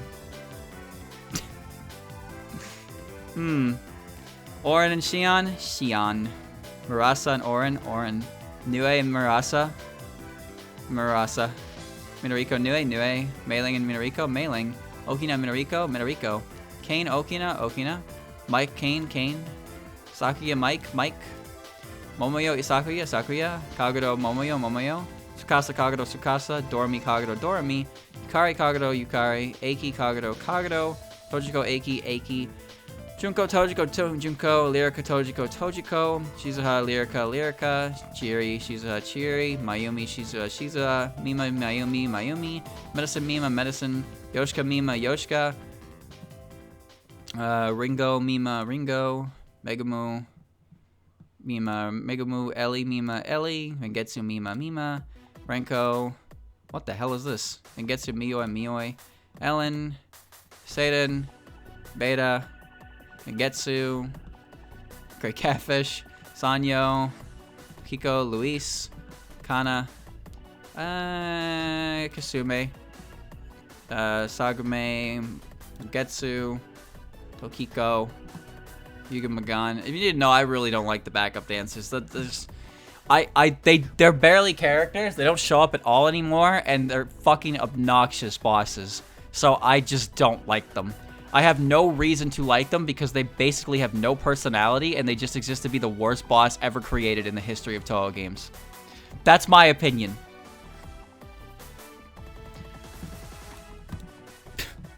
Raisin. Oh my god. Well, pretty obvious I was gonna pick that. Yeah. Yeah. Yeah, the bottom of the barrel. Yeah. Yeah, whoa.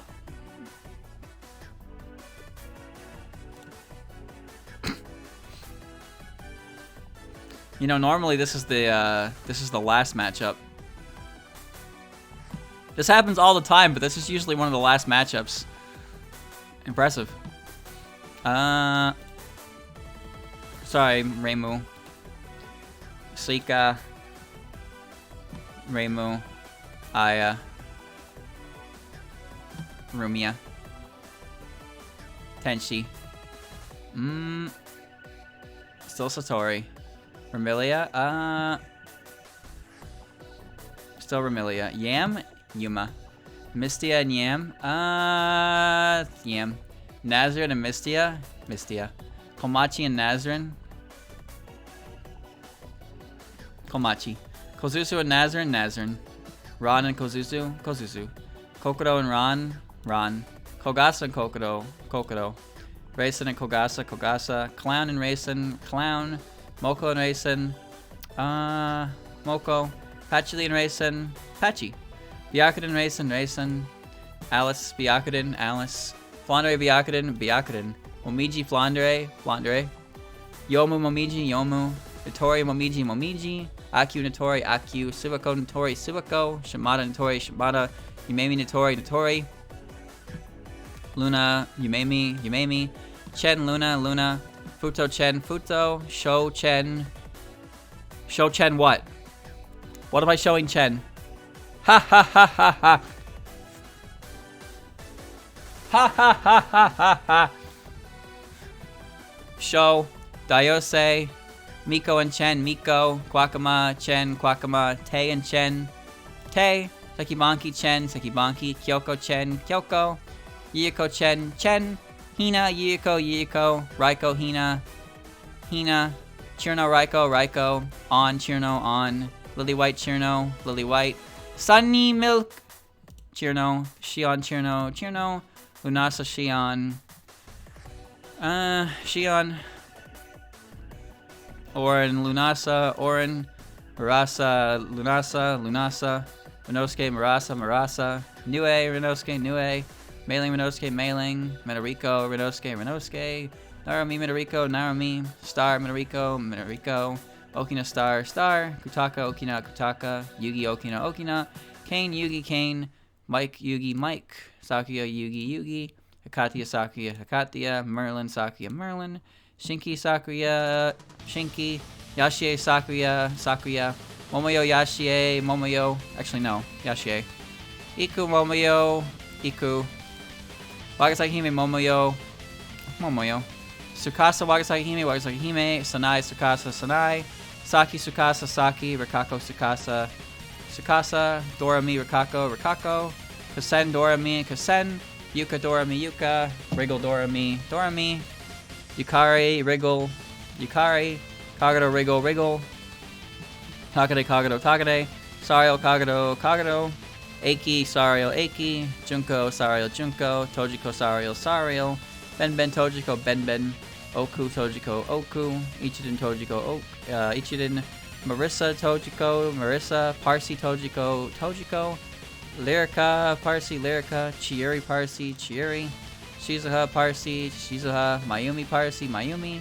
Medicine, Parsi, Parsi. Ebisu, Eika. Medicine, Yoshika, Ebisu, Yoshika, Ringo, Ebisu, Ringo, Megamu, Eika, Megamu, Eli, Eika, Hatate, Eli, Hatate, Koishi, Eli, Koishi, Udami, Hanako, Yatsuhashi, Genji, Eiki, Eternity, Kaguya, Eli, Mima, Erenko, Miyoi, Rika, Alan, Seiden, Kudami, Unzan, Kungara, Elise, Orange, Maida, Fortune Teller, Getsu, Great Catfish, Yumiko, Eden, Nemono, Robot, Maribel, Yuki, Letty, Kotohime, Sega, Sanyo, Luis, Kana, Kasume, Sagame, Sega, Stono, Sagame, Ugetsu, Tokiko, Yuga Magan. Shit, I don't know. There's another green screen movie night tomorrow. There is, yes. I watched a good chunk of that last time. I missed an hour though, because Vinny started doing something. But there's something else on tomorrow as well. I can't remember what it was. Which one do I like better? I hate them both.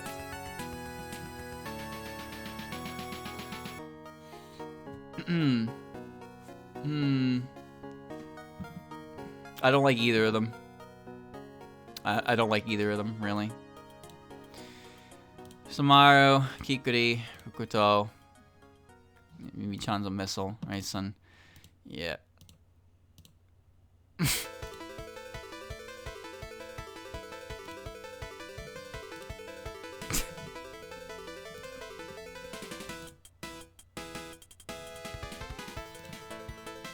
Ah!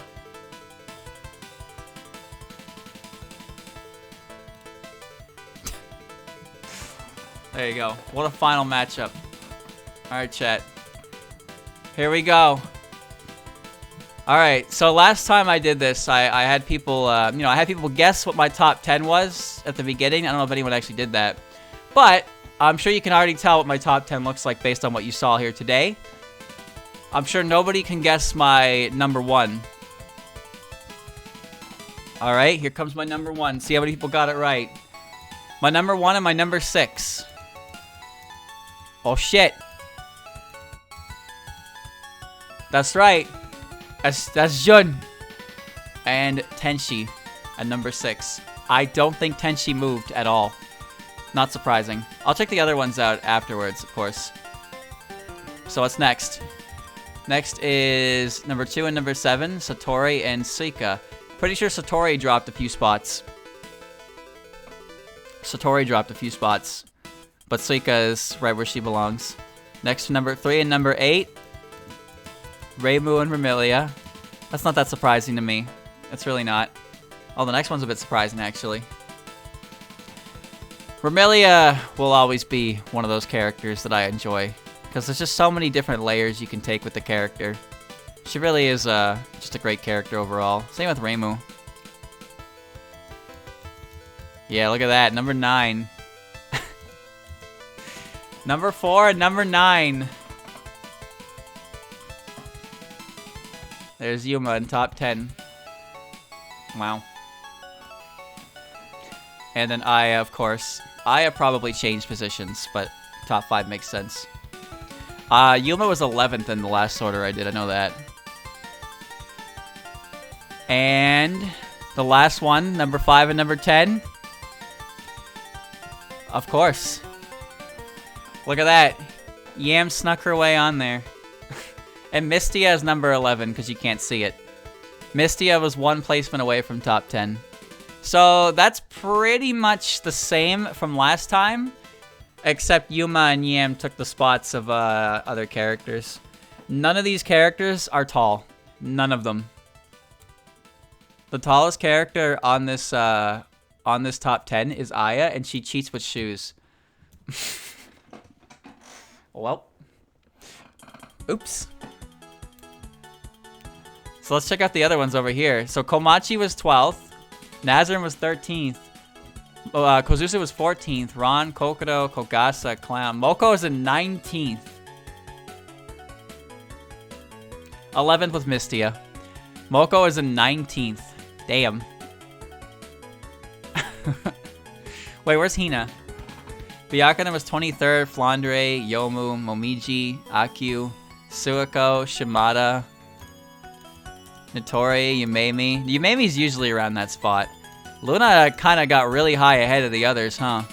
Futo, Sho, Dayose, Miko, Kwakama, Tei, Sekibanki, Kyoko, Chen, Yuko. There's Hina, 43. On Raiko, on Lily, Sunny Milk. I don't know how the fairies get so separate, honestly. Because I'm sure Star is pretty far down the line as well. Right above Chirno. Lily White and Sunny Milk beat Chirno.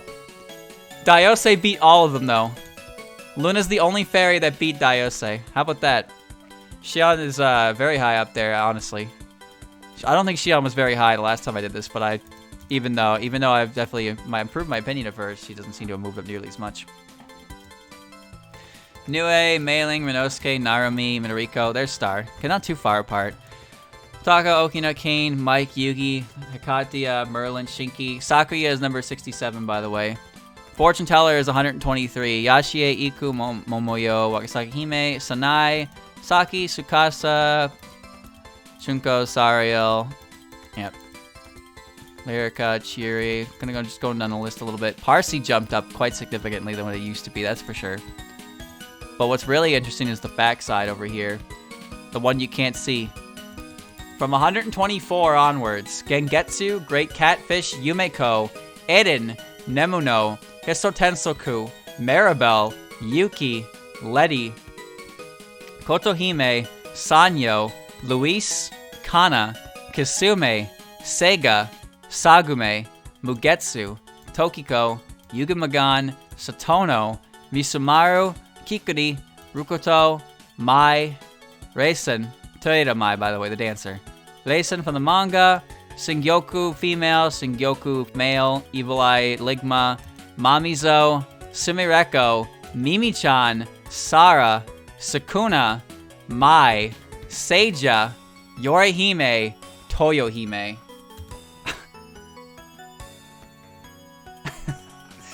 Wow. That back end. What's with the eyebrow? What? What'd I do?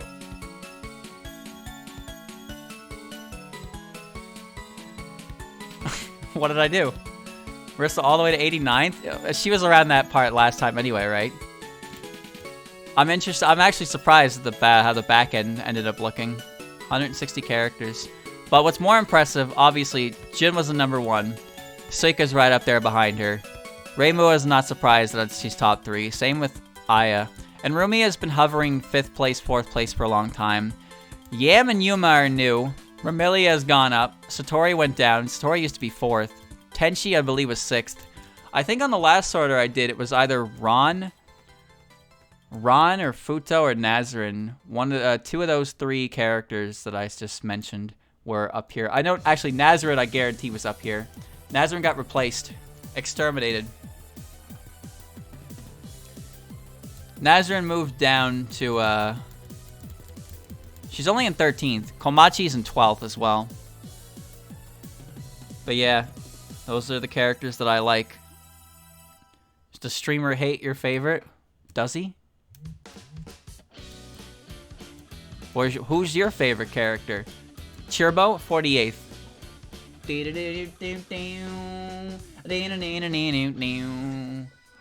I love this one.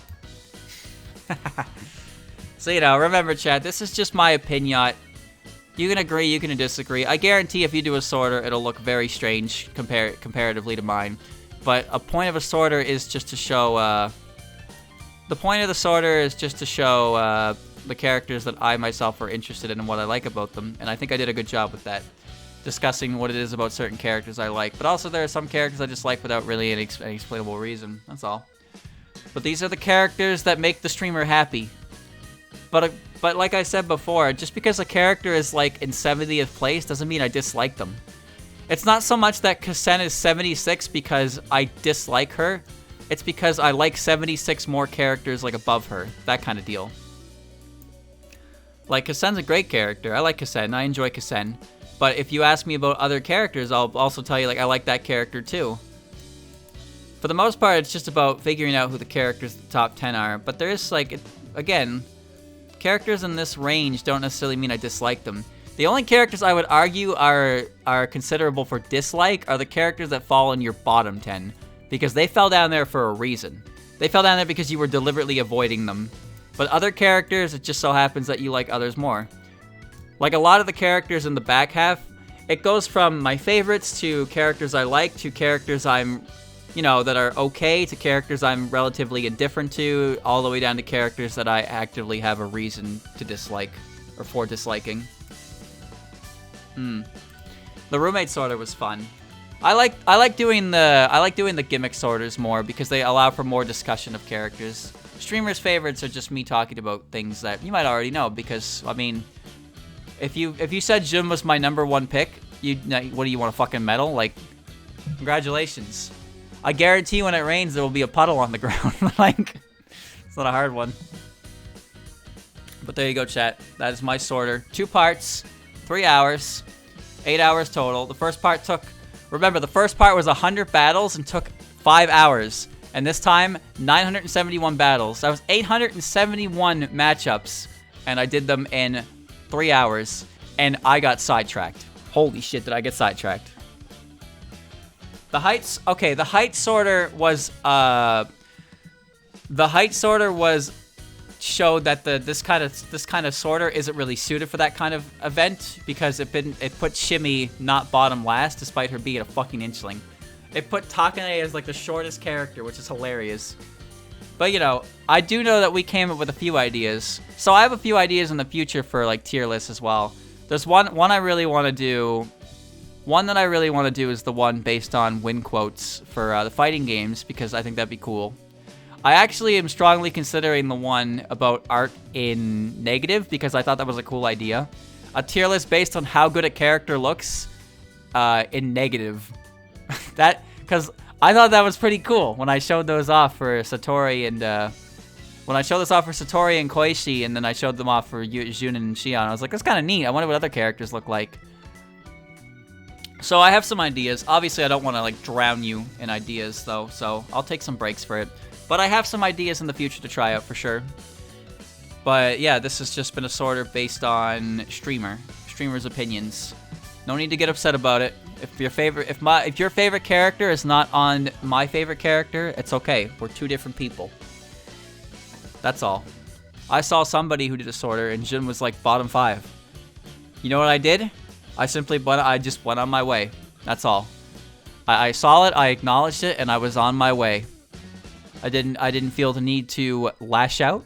I didn't feel the need to throw a tantrum. I simply accepted what I saw and realized that not everybody likes Jin the way I do. And that's okay, because I don't like the characters you like. That's all. It's okay. But yeah, next time I do a sorter chat or a tier list of any sort, get it? I'll have something. But for the meantime, I'll take a small break from them. Just a small break.